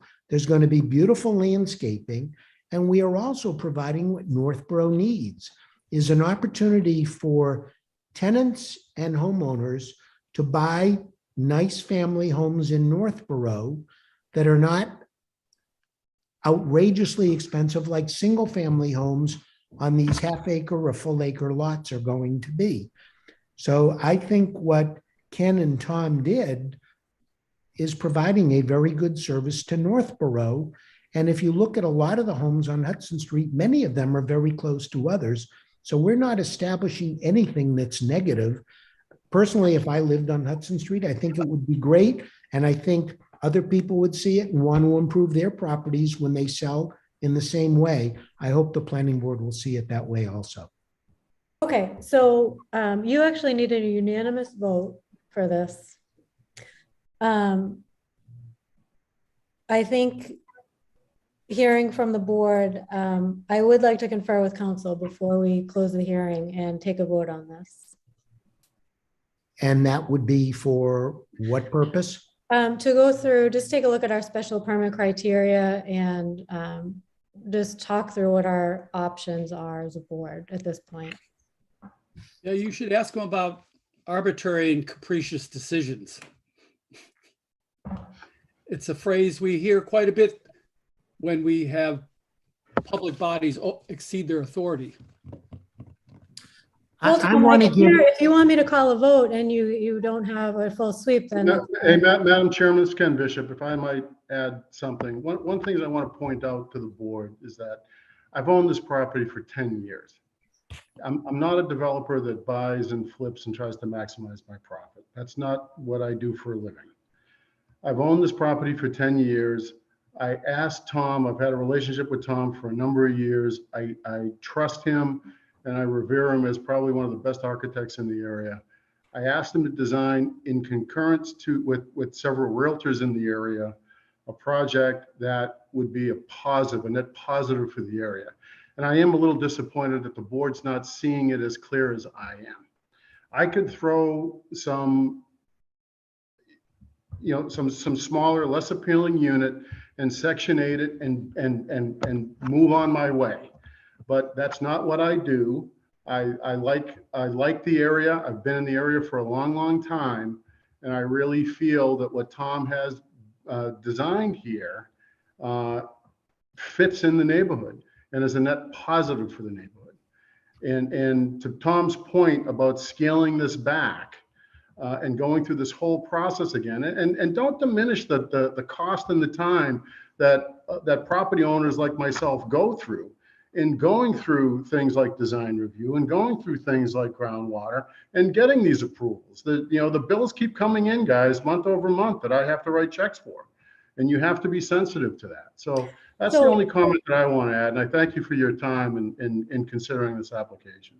So I hear you're saying, and I appreciate you going through the process. The planning board as we've talked about before, we're at the end of the line, so we can't help the process that's in place in terms of going to other committees and the time that takes and all of that. We can't. But you do have to respect their decision. Excuse me. We can't be forced to rush just because we're the last in line and you're in a rush for the decision. We are in charge. We're the special. I'm not in a rush. I've owned the I'm not property. looking for a And let her speak, please. by far been one of the most disrespectful applicants before this board.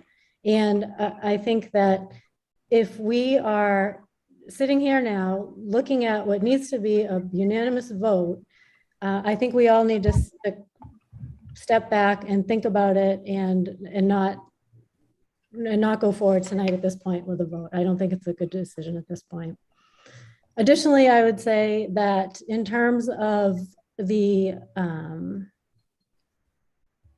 it's coming before this board and being given the runaround and everything else, or however you describe it, your application, the last time you came before the board, you were ill prepared. You had no presentation. You weren't able to share your screen.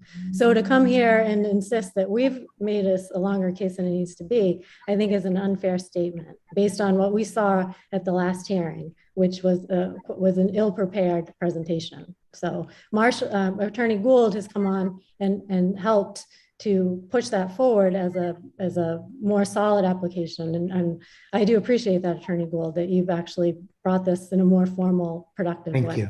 Thank you. Could I add just one more thing, and then I promise I'll end. I talked with both Tom and Ken and with Barry this afternoon, and I talked with them also last week about the possibility of downsizing it. A comment came back to us, could we take out that middle recessed section of the building? It might be 300 or 400 feet, but it's 2 stories. So it would be losing quite a bit of living space to try to get a smaller footprint. But if forced, let me change that.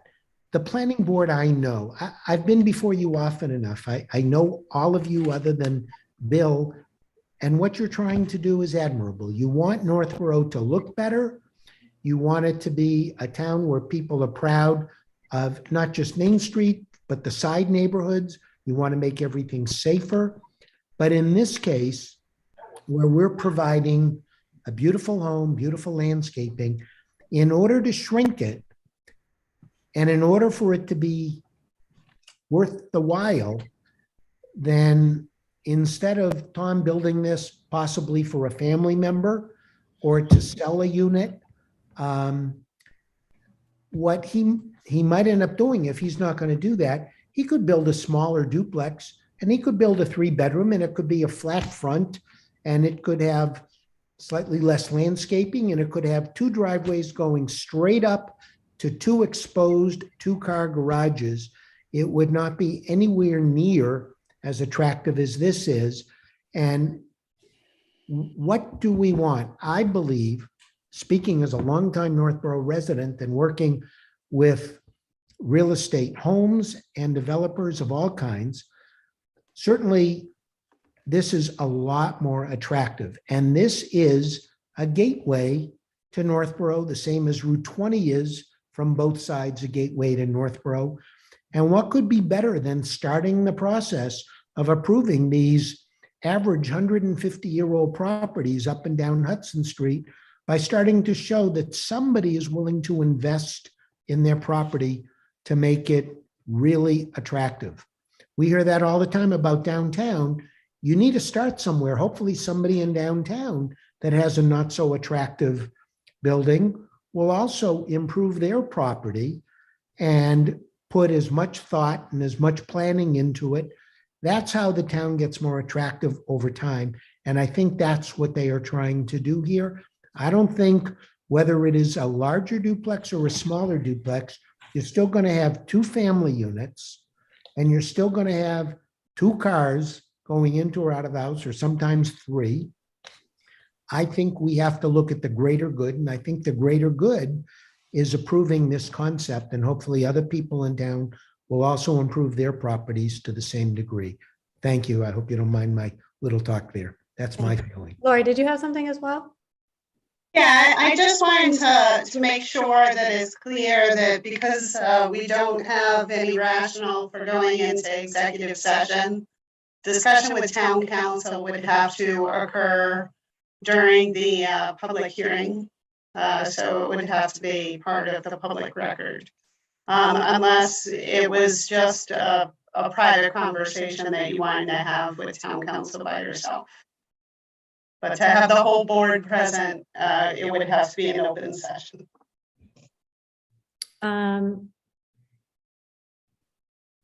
Yeah, I guess I just want to make sure where we're at. We take the right course of action. So I wouldn't, if the board's okay with me just talking to him briefly to make sure we're staying in the lines and doing what we need to do. I would like to be able to do that. Now, will that request or that answer then become a public record? Laura, I guess if it's in the form of a memo, maybe, I don't know, or just a, it's actually a little bit process-based as well. So. Yeah, if it's executive session material, so if it's pertaining to litigation, then it would be confidential, but that would be after the fact. So that would be assuming they appeal the decision. If it's advice pertaining to a project that is before the board that's in public session, then it would be a public record. Okay. All right, but we don't have to come back and review necessarily. We don't need, so basically we can't close the hearing, number 1, is what I'm hearing. Okay. Correct. Okay. Does the board want to close the hearing, or what's the wishes of the board? Can you explain a little more, Carrie, about what the need is for the town council? I'm a little confused about what. Yeah, I just want to make sure we have our special permit criteria. So I just want to make sure that we are looking at this application through the right lens and making sure we're in the right, how we're looking at this is proper. And also to make sure if we do have a potential, any issues with potential denial, I just want to see what that looks like. Okay. Because we do have the pressure of a unanimous vote, and I didn't hear unanimous support. So I want to just confer with council on what that potential outcome looks like. Does that sound like something that we want to do? We want to close the hearing and. For discussion purposes, if I could, to the chair, I know that some people asked about the building being smaller, but I didn't hear anybody say that they would vote against it. Well, first of all, is anybody or everybody prepared to make a decision at this point?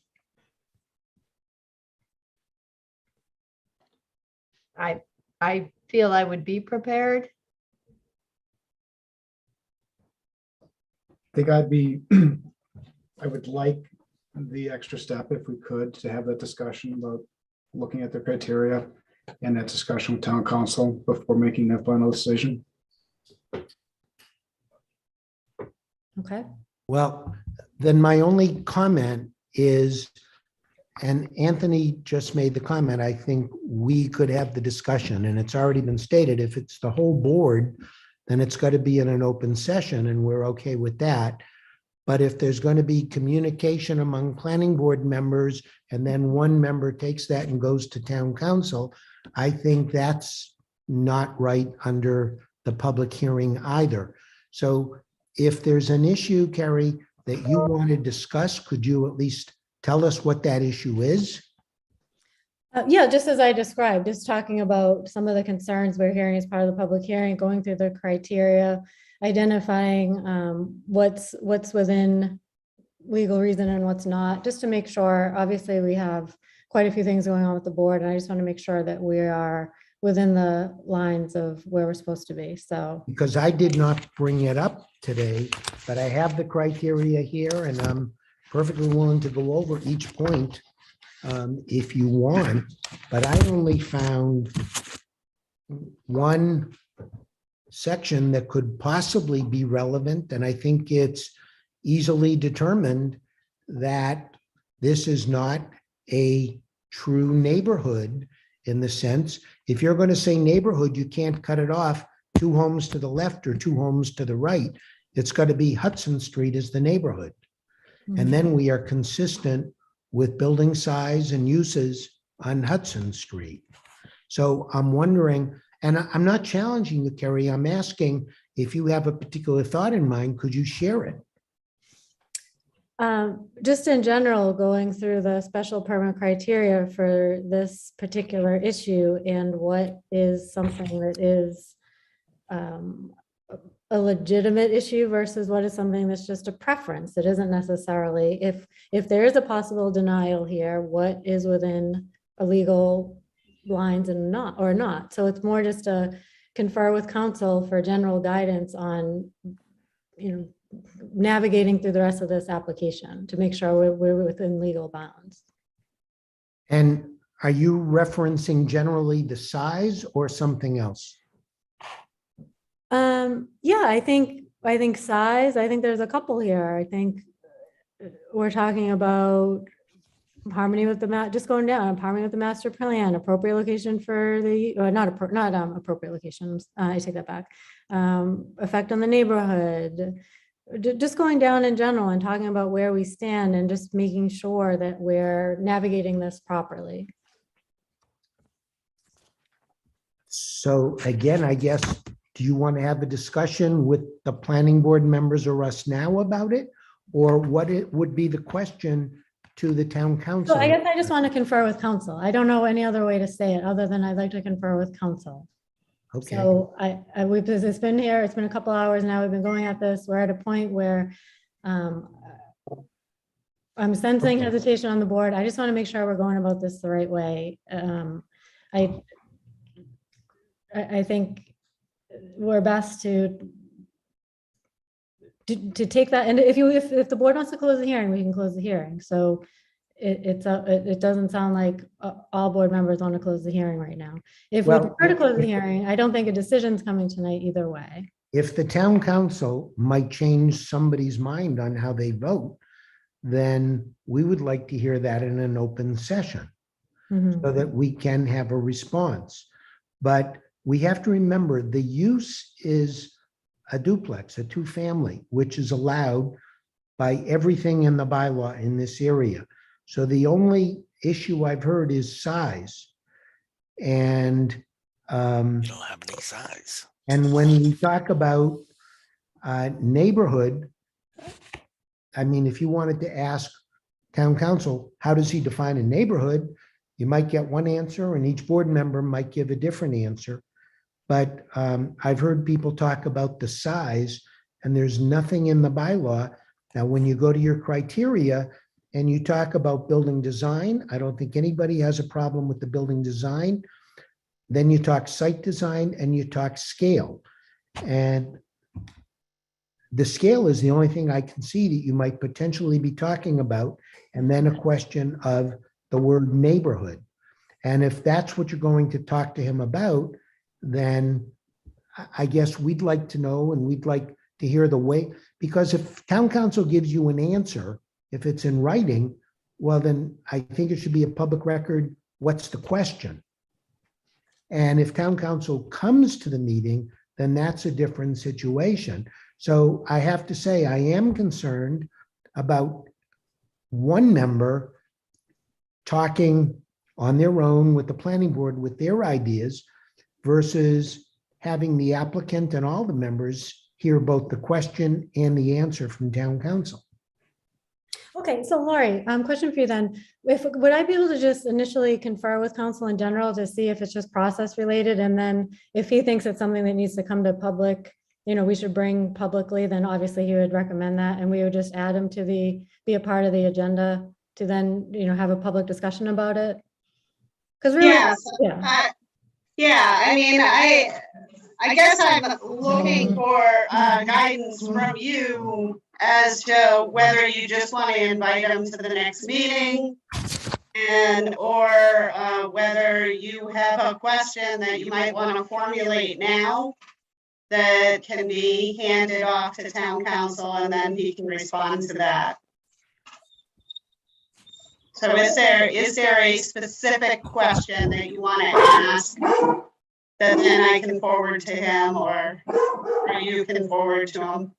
I'm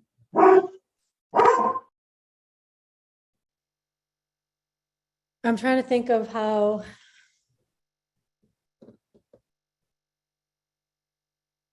I think it's just really process related in general. I think I'd like to ask about what we have here, what we have for our criteria, and based on the concerns of members, are we applying special criteria properly, I guess, or thinking about it? I don't know. I guess I'm not in a position to really formulate a question, I guess. I'm at a point where it's just, I'm trying to sort it out and figure out what would help move this board forward. And I want to make sure we're doing the right thing as well. So that's my intent. I do believe that the special permit criteria for use is applicable in this case. Oh, no, I know that. I know that for sure. Yeah. So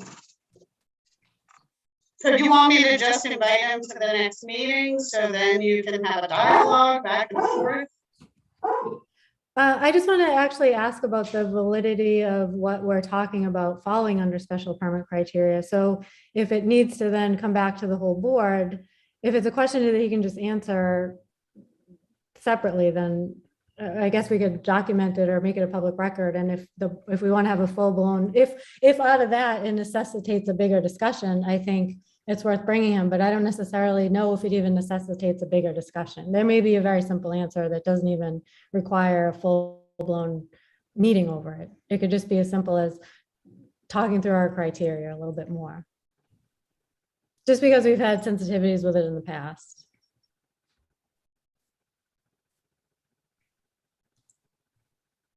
All right, so if you have a discussion with town council, then in the public hearing, you would have to explain the conversation, what the end result was. And because you can't have a private discussion with the other planning board members, it has to be done in open session. So. And that's in line with what we've done before, is just going through those things, coming back to the board, documenting whatever the case. And then if it necessitates a bigger discussion, then it just comes back to the board as a bigger discussion. Okay.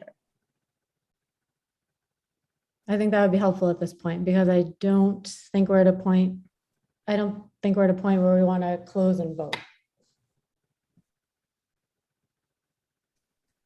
So in that case, does it make sense to come back?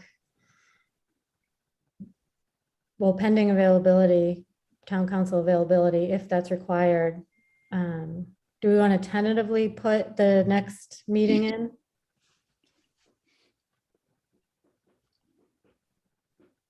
I could accommodate them at 6:10 on June 7th. Okay.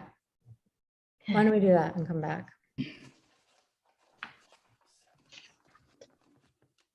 Thank you. Carrie, there may have been a hand raised earlier, so I don't know if you took public comment or I don't see it raised anymore, but there was one previously. Oh, yeah, we did already take public comments. Thanks, Jim. Okay. All right, so why don't we continue on 6:10, no, 6:07 at 6:10 PM. Is that right? Could I ask one question of the chair? If you're going to be talking with town council, could you just ask about the concept of the Mullen Rule, or could the planner ask? Because if Bill is going to be here, and if between now and the next meeting, if it's applicable, then he could probably watch the hearing. We did all the substance, I think, tonight, but if it's available, it might be helpful to have 5. Yeah, that's fine. Thank you. So we will see you on the 7th at Oh, 6. we need a motion, actually. So Sorry. is there a motion to continue the hearing to June 7th at 6:10 PM? So moved. Second, Second.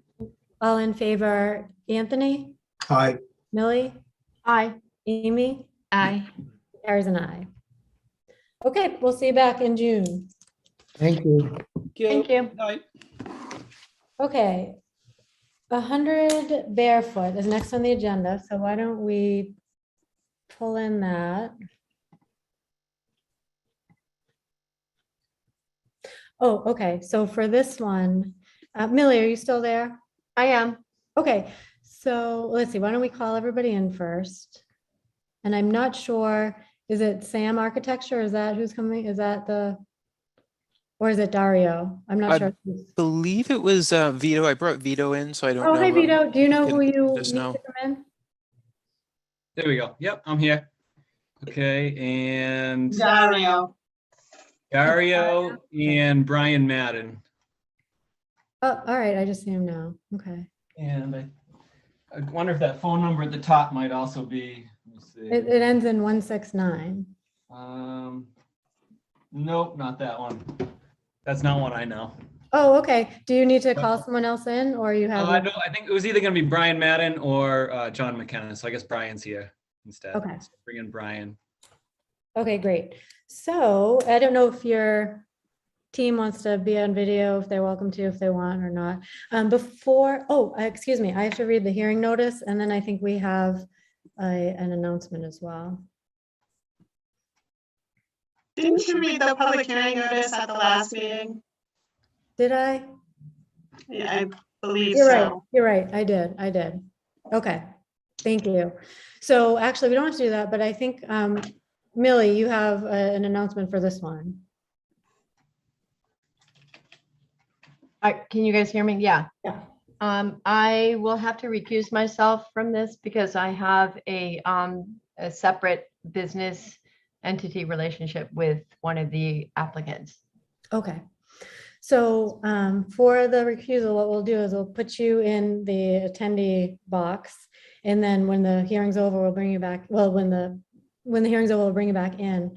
For the purpose of the minutes, if we could just be sure to reflect that Millie recused herself and left the hearing at whatever time stamp that is. And then we'll just note when she came back when the hearing's over. So Millie, I'm going to move you over. Yep.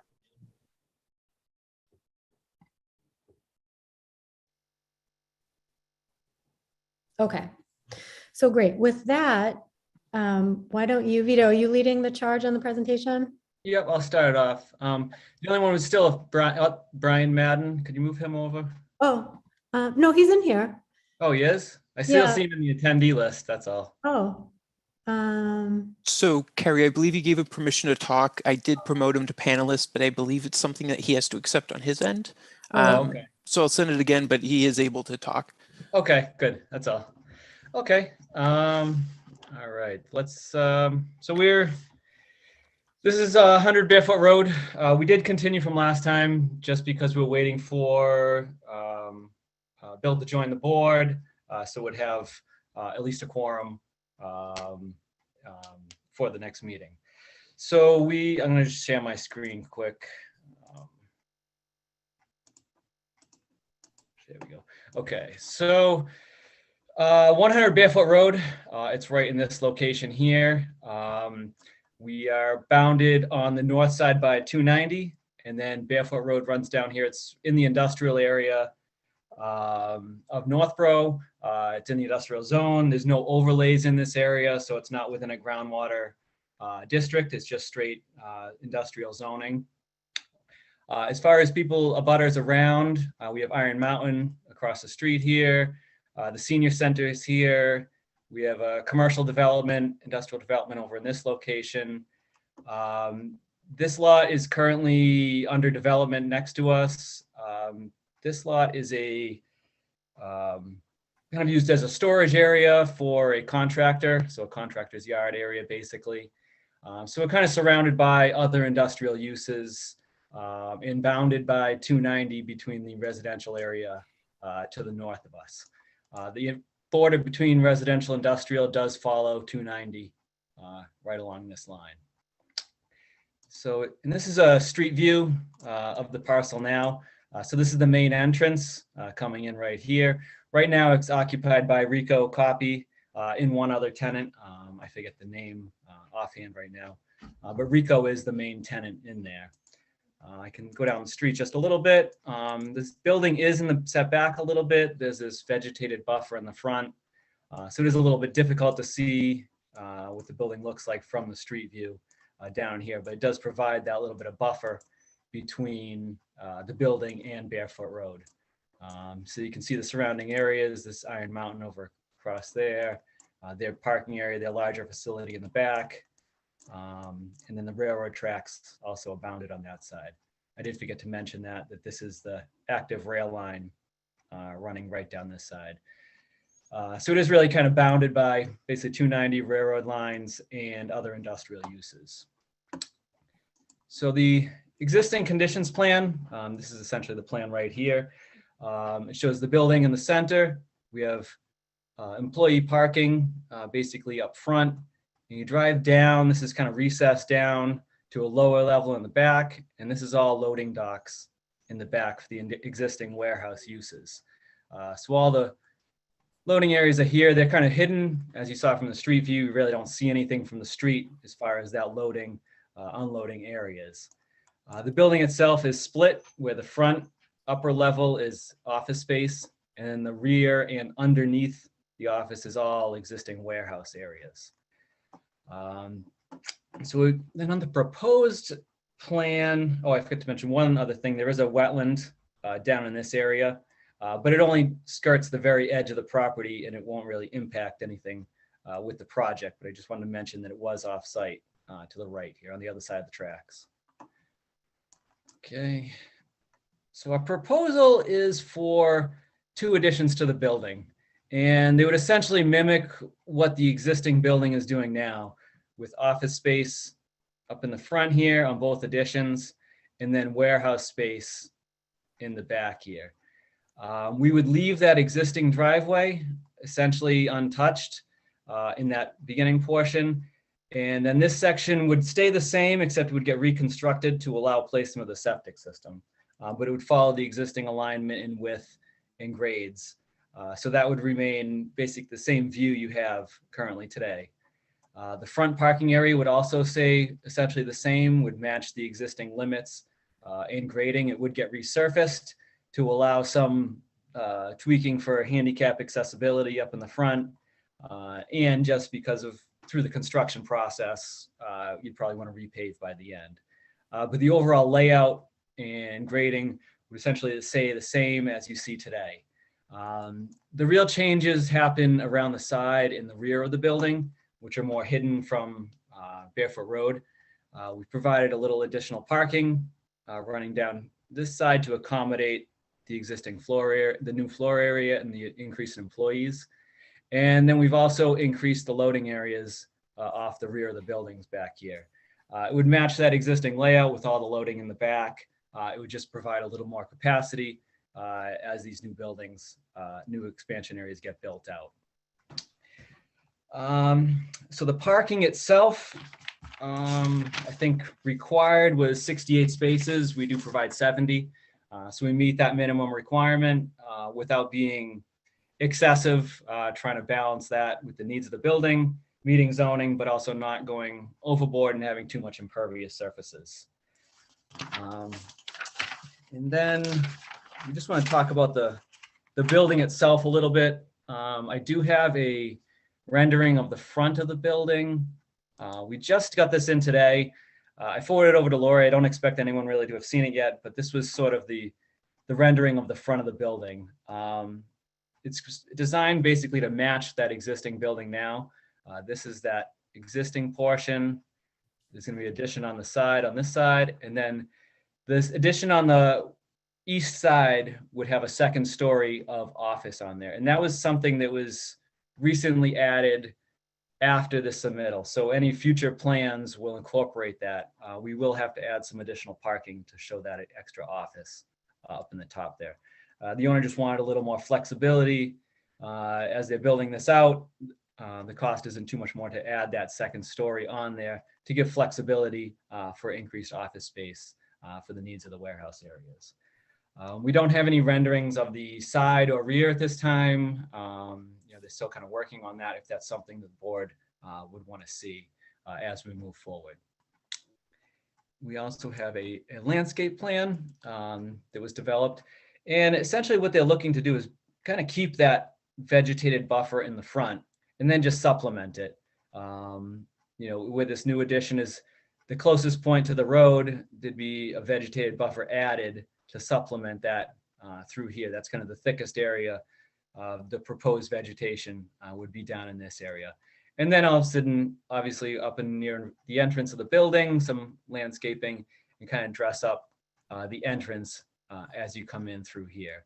But the thickest part would be focused on the closest point between the new building and Barefoot Road down in this location here. And let's see, just some of the more, I don't know if it's boring stuff, but some of the utilities. We do have town water service here. We would be proposing to bring in a new service though, to provide a fire hydrant on site. Right now, there isn't one proximate to the site. There's one further down either direction, but we would be proposing to bring a new hydrant up into the site. And there is no public sewer here. So as I said, we were going to put a septic system right up in this area. The existing system's in the rear. However, when we did soil testing, we found very good soil conditions up in the front here.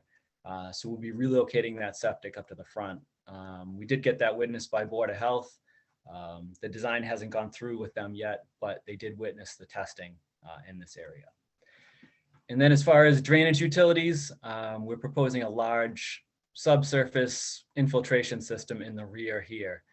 And it also has a treatment system to take out any sediments, oils, those type of pollutants, and provide a large level of infiltration back into the ground.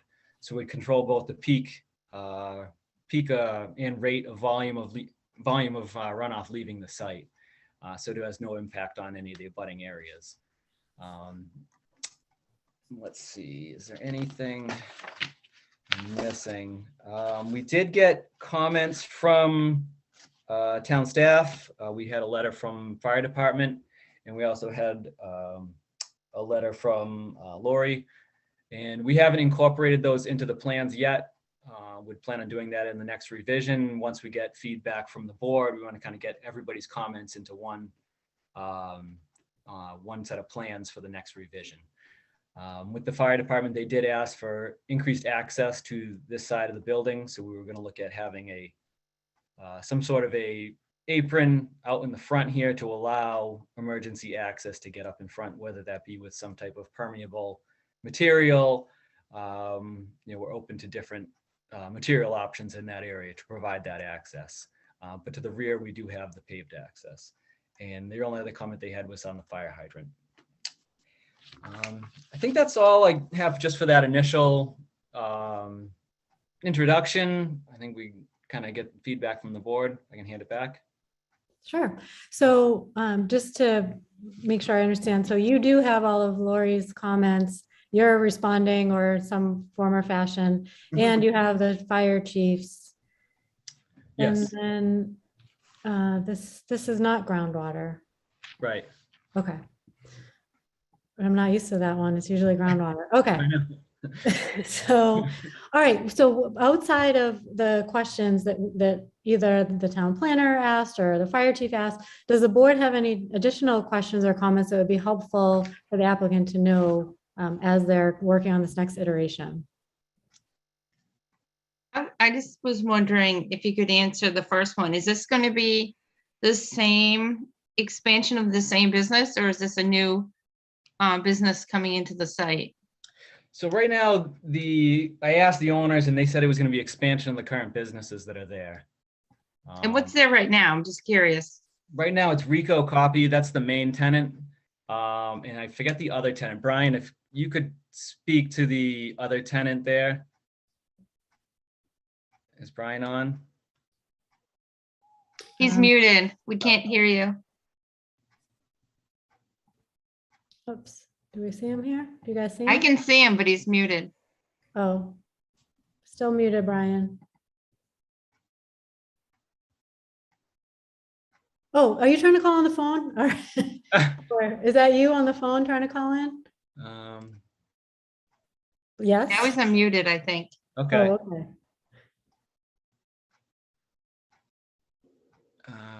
It looks unmuted, but I don't know if he's tried to talk. Okay. I don't know if Dario, if you remember who the other tenant was. I remember they did something with cruise ships or something like that, I thought. Yeah, I don't remember the name, but they made some stainless steel containers, and they would ship them in and then reprocess them and ship them back out or clean. I can't remember. It, but it's I don't think it's a name anybody would recognize. Rico, we all know as the copiers. But I honestly forget the name. Shame on me, but it's a German manufacturer, and it's not like a normal name. It's very German. And I was just curious, how many loading docks are in the back and how many are they adding? Right now, there's 1, 2, 3, 4, 5, 6. There it is. 7 or so in the back. Merkisches Werk of NA. Does that make it better? It's Merkisches Werk of NA. Good luck writing that in the minutes. Yeah, we can spell it for you. You want to?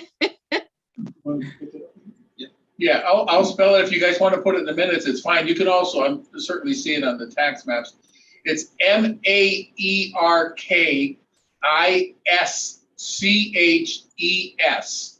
New word, Werk, W-E-R-K, of capital N, capital A. Wow. I think that's Netherlands, if I'm not mistaken. There, now you know, now you're happy, you know what it is? Thank you. I'll have to Google it later. I'm just nosy. Okay. So you said there are 7 bays, and how many are they adding? Let's see. Dara, do you remember how many they're adding on the back, or if they haven't nailed that down yet? On the right, we're not adding as many because we can't back up. Yeah. But on the left, for some reason, I thought we were adding 2 or 3 on the left. Yeah. We haven't done the floor plans of the final building, but I think it's 2 or 3 on the left. And I mean, will that change? How do you anticipate the change? I know you haven't had the chance to redo it formally, but to meet the fire chief's request, does that change like footprint size here or the number of bays or anything like that, or not necessarily? I wouldn't think it would change necessarily to meet their request. They just need access around to this side and then up to the front more. I think more of their concern was there wasn't any paved access or hard surface out into this front area to get to the front. Okay.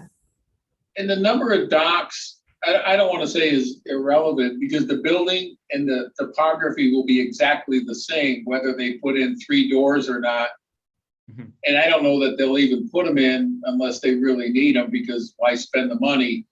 But everything would be the same. It would just be a matter of, and if I was recommending to them, I would frame the building so you could put doors in if in fact you needed them. But, and then if we have to do worst case scenario, you can see physically, you can only fit, 3 or 4 on the left-hand side. And on the right side, you can't back up because of that angle. So they couldn't get in anyway.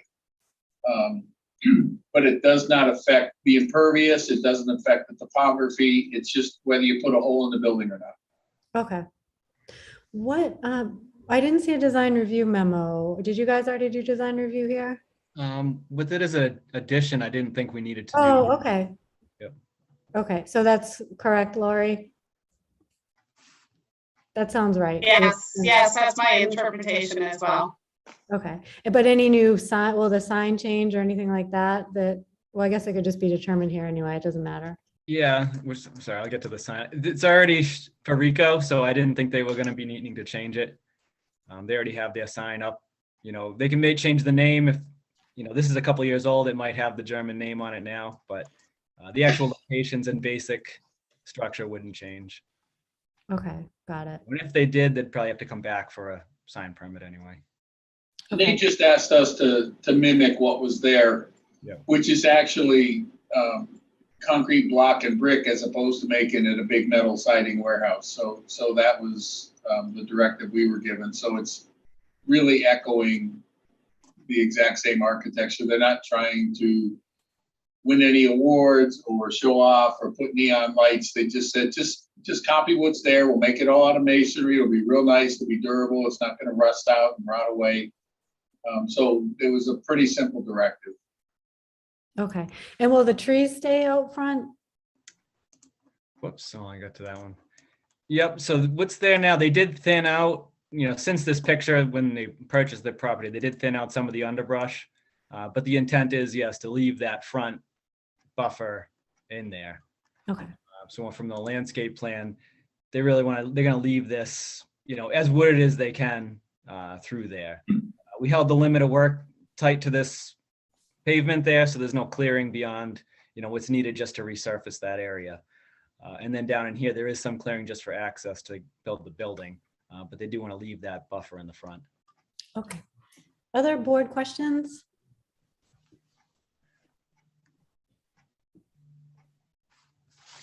Anthony or Bill, anything from you? Oh, Anthony. Yeah, I have one. So the trucks that are currently, I live around the corner from this facility. So the trucks that are currently coming out of this facility are pretty much the 27-foot box trucks Right. that Rico uses. If the tenant were to change, they wouldn't be able to do like an 18-wheeler out of this, right? Because of that corner coming around the back, or is there enough radius there for that? There's enough radius at these main docks. You couldn't do that on this side with this angle coming on here, but there is enough space in the main area to accommodate a larger truck. Okay. And they'd be able to swing around that Yeah. grassy area there with even Yeah. with vehicles there? Yeah, you'd be able to pull this around and get right out there through that turn. So we did size that for the larger truck. So Bill, the way it would work is, and maybe Vito, you can follow with the arrow, you would come in the driveway, pull along the back, then back in, and then pull forward and hang a left and come out. So it's designed for a single point turn, pull in, back up, leave. And it's just flexible right now for whatever, and it's been that way since it was built. But I don't know if Rico's gonna all of a sudden beat everybody in the copy machine industry and start booming again. They don't seem to be, and the clients just wanted to give themselves the flexibility to have them expand. Well, and in reading through the site plan, I was a little concerned that, the amount of traffic that they're expecting to come out of this facility and into this facility almost doubles. Yeah, with we this. just did that based on like ITE data. So that's based on square footage, basically. Right. It's not a use specific like for Rico. It's more of a, typical warehouse where if you increase the square footage, you have more vehicle flow. Right. Trips per day. That's all. And we're not really in control of the vehicles. They could be adding purely storage, or they could be adding a lot of vehicles. We don't really know that. I don't even know that the owners know that. It'll be who's renting the space. Right, and exactly, it could change at any moment, Yes, right? exactly. And they wouldn't have to come in front of us necessarily, Correct.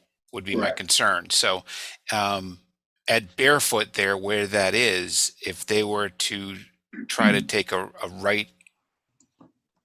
right-hand turn, I'm just trying to think of, orientate myself on Barefoot.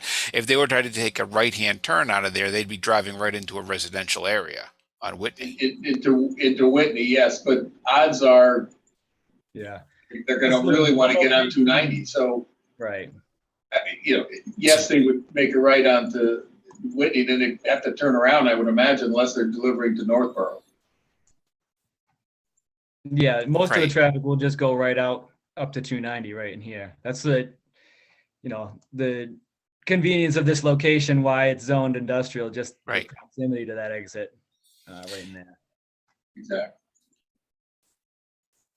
Okay. And Thank then, you. but Bill, did you have another question? Was that it? Nope, that was it. Amy asked my other one, so. Okay. A question from me, and maybe this will change, but just in terms of snow storage for this one, I mean, you have plenty of lot here. Just wondering what the plan is for that, just to make sure the fire trucks, whatever the plan is for the fire trucks is also.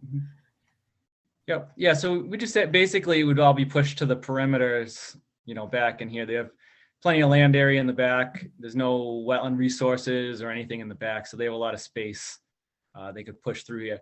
This area it's tough to see. It's not really wooded right in there. It's all like a boulder field from when they originally built this building. So it's kind of a vacant area that, you can push as much snow as you wanted to into this area. And then up front, they have some areas on the sides and then up in the front in here. The only area that they have to push it around would be down in here where that's a cut slope. So you can't really push it up the slope. So this is the only area that have to either push it, down the hill. We have a little space in here, or up the hill down in there. Okay, good. Would you mind going back to the other view for a second? Just the aerial where I just looking around the, Oh, this one? Well, this oh, no, one? sorry. No, the other one was like a top. Yep, there we go. Okay, so, but there's not, there aren't a lot of, there's a road there, but on the other side, is there a lot of That's the surrounding? railroad tracks on the right. That's the Oh. train. Okay, Yep. So we border 290 to the north, the railroad track to the east, Barefoot to the south, and that construction yard to the west. And then Gotcha. across the street is Colebrook or Iron Mountain. Iron Mountain, yeah. And then kitty corner over there, that's the senior center. okay, got it. Thanks for clarifying that. So there's no real like wooded area. I was just thinking in terms of lighting or things like that, but that it's, I'm glad you pointed that out as the railroad there. Yep. Okay. All right, other questions from the board? And just one other thing, the MWRA easement is right where that green line is, right? Mm-hmm. Yep. Okay. Yeah, that's, The aqueduct. yeah, there's this right through here. And you don't need a permit from them at all. You're not really doing anything or building on it. Yeah, we stayed away from that just so we would avoid anything with them. Okay. All right, any further comments or questions from board members? No, I thought Lori had a lot of really good questions, so we look forward to hearing those answers. Okay, and any other comments or questions from staff? No, I'm all set. Thank you. Okay, and then, let's see, this is a public hearing, so if there are any questions or comments from the public, you're welcome to speak. Okay, and I don't think we received any communications via email either. I don't see any comments at this time.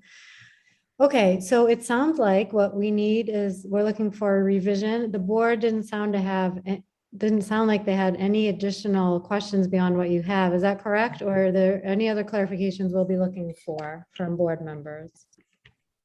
And I can't say everybody at the same time, so just shout if I don't recognize you. Nope, okay. Okay, I had a couple of questions if I could ask, just to clarify Absolutely, a couple yeah. things from Lori's comments. Sure. I guess one of them was related to the elevations, floor plans. Did you want to see anything beyond the front elevation, just so we know we don't come in next time and not have something? I personally want to see all 4 elevations. Okay. Okay, I just want to make sure so we don't, miss something. And then one of the comments was related to the traffic. Did you want a more in-depth study done, or is, just the, high level from the ITE numbers sufficient for what you needed? I always like it personalized to the particular use. Yep. So because you're talking about an expansion for 2 existing uses, I would think that you would be able to figure out their truck patterns. Mm-hmm. Yep. Yeah, they already talked to a traffic engineer, and that was in the works. I just wanted to make sure we were going down the right road with that one. And I think that was the only 2 I had a question on, just to make sure we have everything ready for the next hearing. Oh, actually, I do have one question. One of the concerns that I had to do with the 1-to-1 slope that you were showing on the side. Mhm. And you and I had discussed it, and I personally would prefer a retaining wall to a 1-to-1 slope. Did you have any discussions in-house about that and make any decisions? We looked at it, and actually I missed that on my notes. That was the third thing I had in my papers here to ask, was on this slope. We looked at possibly a combination of wall and slope. A wall itself, it would be a 14-foot wall. So the cost gets fairly high. And the disturbance to put in a cut wall is pretty much the same. You save about, when I looked at it between a wall and a riprap slope, it was about 6 feet of disturbance, horizontal disturbance, just because of trying to get in the footings or geogrid behind a wall of that size. You do have to excavate back, and you'd be almost disturbing the same limits. So I kind of was asking, does the board have a preference? It would be more of a visual or aesthetic thing. It would not really limit the disturbance all that much. Whether it would be a wall or a riprap slope. We would save a little bit, but we did locate the trees in there, and they're really, I didn't show them yet on this one, but we did locate the trees, and most in that area are newer growth. They're between 10 to 12 inches. So there aren't really many, I guess you'd call it like a specimen tree, like a 36-inch or something that's I know all trees are valuable, but any of it that's like high value, larger trees that could be saved between a wall and a slope. So I guess that's kind of a question too, actually, to the board. Okay, board thought, oh, Fred, you have something? I do. First, I wanted to let you know I have not completed my review yet. I just been tied up with a few other things, and so I do owe Vito and the crew a letter. One of the comments will be that it will require an earthwork permit, and the earthwork board typically does not like to see a 1-to-1 slope. They prefer 3-to-1 in a cut, and a 2-to-1 in a cut, and a 3-to-1 in a fill area. And so they might want to, pull that back a little bit to take the curse off that slope. Okay. But it's something to consider. If need be 1-to-1, then, a full armored engineer slope will be necessary. When you're talking to your traffic engineer, be sure that they're aware of the bridge rating on Whitney Street. If any trucks were to leave the site and turn right onto Whitney Street and head down towards the Rotary in Sure. Berlin, Okay. That's rated, I believe, at 6 tons right now. So your tractor trailers coming in and out of here will not be able to go over that. Okay. And that will severely impact your traffic plan. And then I'll just try to get you my comments towards the end of next week. Okay, you might want to hold off till we get the new plan in, just because there'll be changes to it, you know. Fine by me. Yep. I could use the time. Yeah, I didn't want to have you waste some time, so. So Vito, are you still looking for something from the board, or did Fred change that?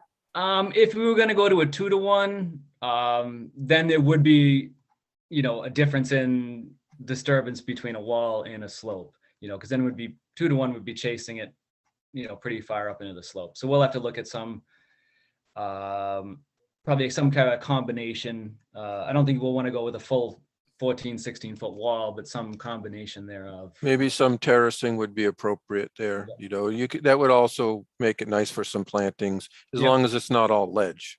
Yeah, which in that case, it might actually help to get a vertical ledge cut in there.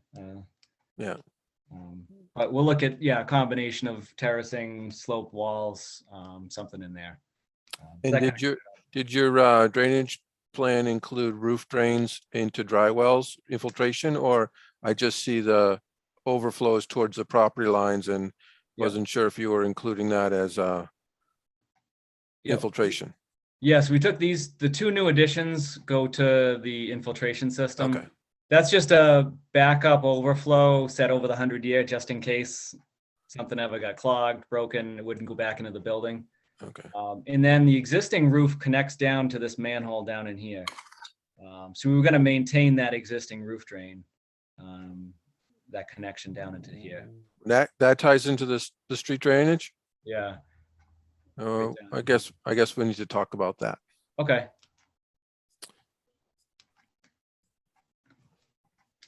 Okay. Do you have any other questions, Vito, that would be helpful to you to? No, I think that cleared it up for us anyway. Okay. Any other board comments or questions? Can't see everybody. And no further staff comments or questions? Okay, so it sounds like so let me ask then, are you working out your revisions with Fred in advance of the next meeting? So you're not necessarily coming back and looking for Fred's review after board review. You're just doing it pre-next meeing?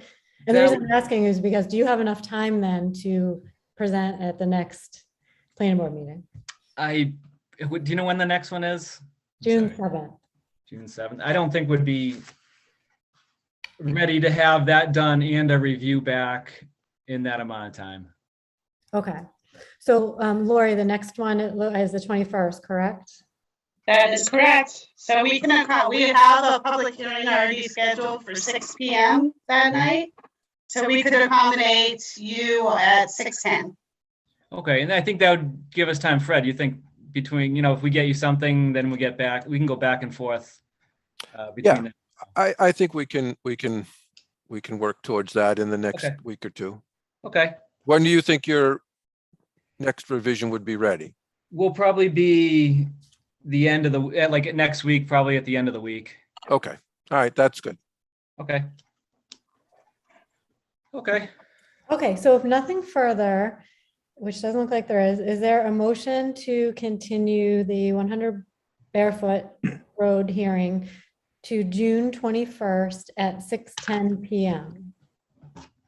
So moved. Second? Second. Okay, all in favor, Amy, Aye. Anthony, Aye. Bill, Aye. and Carrie's an aye. Okay, so we'll see you in about a month. Okay. All right. Thank you. Okay, bye. Thanks. Night. Okay, so now we're going to bring Millie back in. Okay. Okay, so for the purpose of the minutes, Millie Milton is rejoining the board at approximately 8:40. So everybody is back on. Remaining on our agenda, we have the minutes for April 19th and May 3rd. Did everyone have a chance to review the minutes and there were actually no suggested amendments to the April 19th minutes, I believe, correct? No, Amy had sent me some changes which I incorporated and I emailed back out to you folks last week. Oh, wait, was that the 19th or the 3rd minutes? The So 19th. April 19th, Amy had some changes. She did not have any changes to the May 3rd. Okay, So the revisions to the April 19th were sent out on the same day as you got the May 3rd. oh, I meetings. did see that, the White Cliffs, it was the White Cliffs edit. Yep. Yep, okay, yep. Okay, did everyone, are there any further, is everyone okay with those amendments and are there any further amendments to the minutes? I'm all set. Okay, would someone like to make a motion to accept the April 19th minutes as amended? So moved. Second, Second. all in favor, Amy, Aye. Anthony, Aye. Millie, Aye. and then Bill, I think my recommendation, and Laura, if you disagree, say so, would be to abstain. Yeah, or I'll just not to vote abstain at from all. both. Yeah. Okay, abstention from Bill and carries an aye. Okay, next we have the meeting minutes from May 3rd. I think I know there are a couple there. Did everyone have a chance to review the suggested amendments to the May 3rd minutes? Yes. Okay. Yeah. Any further amendments or any issues with the current amendments? Okay, is there a motion to accept the May 3rd minutes as amended? So moved. Second? Second. All right, all in favor, Amy, Aye. Anthony, Aye. Bill, Abstain. Millie, Aye. and carries an aye. Okay, so that's set. Anything, so their master plan implementation committee, the next one's this week, the 19th, so. Oh, actually, that was updated due to some people who weren't able to attend the 19th. That meeting has been postponed until the following Thursday, May 26th at 7 p.m. Okay. Okay, great. Any A&Rs? Looks like not on the agenda. No, nothing. Okay, so next we have for planning board meetings, obviously the 7th and the 21st, which we just saw, we have hearings for at this point. So I wanted to take a few minutes to just talk about our summer schedule, just in terms of looking here at July 5th, I think that may not be a good date for all board members. How does the board want to handle the summer? Do we want to go down to one hearing per month or thoughts on that? I think it would be good unless we get an applicant that really needs us. Is there anything timing wise, Lori, that would throw us off if we cut to one that we wouldn't be able to make some sort of, I mean, I guess if we had an A&R. And that is really the only issue, but I don't foresee anything at this particular time. So I think we'll be okay going to one meeting a month. Okay, so, well, for at least July and August anyways, but June, we're already stuck for, not stuck, we're already enjoying two meetings. Well done. So that would be for July and August. I guess, would it make sense to just pick, well, first of all, between the 2nd and 4th Tuesdays of the month, or the 1st and 3rd Tuesdays, I'm sorry. Does anybody have any conflicts? I know that I am actually away the 19th of July and have no conflicts in August. Do we have other board member conflicts that we should think? Oh, Laura, you have one as well? I will be away on the July 5th meeting as well as the first meeting in August. Okay. But I guess it also depends too, is if we are going back live meetings or not. Do we? Oh, shoot. So what is this? How do we handle that, Lori? We have our order through June 16th, but then what happens? Yes, I haven't heard an update yet. So I'm not sure if the governor is going to extend the period of time. Of course, during today's staff meeting, we were talking about the huge uptick in COVID cases. So we're back in the red zone. So I wouldn't really be surprised if they extend the period of time for remote meetings, but I haven't heard anything. I'll follow up with the town administration to see if they've heard something that maybe hasn't been conveyed as of yet. Okay, so would it make sense to maybe see what our options are there before? Because it sounds like, Anthony, are you asking because you may not be around, or you want to, you may. Well, I mean, yeah, I don't know dates. I mean, it's very likely I'll be away, but I've been able to attend meetings remotely, from other geographics. So that's how things, impact that. Okay, so maybe the next board meeting, we come back if there's any, I mean, I guess the 7th, we may not have any more information on what the plans are at the state level. It was really unfortunate the way they did it last time, so last minute, and kept us all at the edge of our seats till the very last minute. I hope they don't do that again. That was hard. We were the only board that had a meeting live. Yeah. And then the next day it went back remote. No. Okay, so I guess I was wondering Go ahead. if July, is it possible to do the 12th? If Lori and I can't make the 5th and you can't make the 19th, just in case like 100 Barefoot is ready to come back, wouldn't want them to have to wait all the way to August. And if you weren't there, or I weren't there, we'd miss a vote. So is I there? could do the 12th. Do we need to check availability, or is there any other meeting going on then, or? Groundwater? I know Fred has his groundwater meeting. If necessary, we would be meeting that night. Maybe we could do the 13th. I don't know if it works for people. Could everyone else likely accommodate a night, though, that week of the 11th? If we had to move our July meeting? Would we have, if we're still doing Zoom, would we have coverage on that? There are a couple of things in the air regarding the Zoom hosts. Jim's not going to be available on Mondays. The town is trying to hire another Zoom host and have not been successful yet. So meetings are fairly tentative as far as scheduling Zoom meetings other than Tuesday nights going forward in July and August. So, Well, is it possible, Fred, you said you start at 7. Could the planning board start maybe at 5 that night and just have to commit to being done by 7? fine by me, but it's not been the MO for this board. You don't think we can do it? I'm not saying it's Fred? impossible. Sorry to interrupt, but I may be away that Monday and Tuesday. I think what was it, July? Oh, the 12th and the 13th and the 14th. So the 11th and the 12th, I 12th. still got to figure out my schedule, but I'm planning on going in the beginning of the week. So I would be more available probably Wednesday or Thursday. Wednesday, I have scheduled a Conservation Commission meeting because we were typically meeting on Monday. So Thursday, the 14th might work if the board is inclined. Does that look like a possible date for everyone? I could do it. It's fine with me. Bill? Yep. Yep.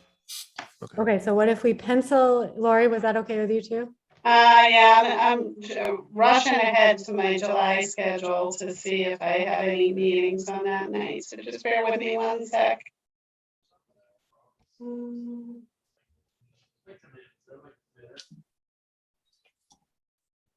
So that would be, okay.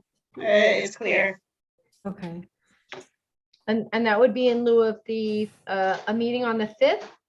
That would be our only meeting of the month, July And a 14th. meeting, okay, so no PB at this point on the 19th either, okay.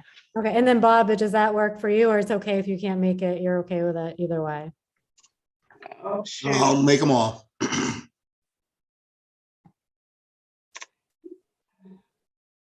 I might be a little bit late to that one. Actually, I have to, I will try my hardest to be on time. Maybe if we could start at 6:30, that would give me a little bit of wiggle room. Yeah, 6 or 7. Wait, 6:30 you said, start at 6:30. 6:30.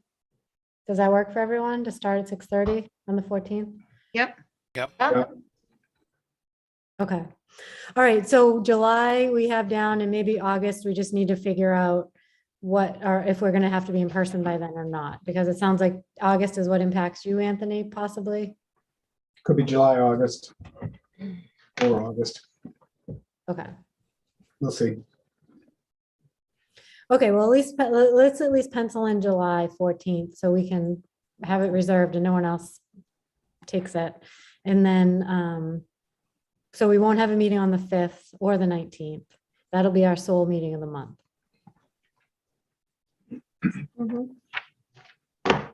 Okay, and then if everyone just reviews their August schedule, and Lori, if we hear anything back about if anything is predicted to happen with in-person meetings. I'll definitely let you know as soon as I hear. Have any boards started to meet in person in town yet? Does the Board of Selectmen go in yet? No. I did have my first in-person meeting yesterday. It was a joint meeting of the Trails Committee and the Open Space Committee. Okay. All right. All right, other than that, next CBA meeting is the 24th, and unless there's any further business, is there a motion to adjourn? I make a motion to adjourn. Second? Second. Okay, all in favor, Amy, Aye. Anthony, Aye. Bill, Aye. Millie,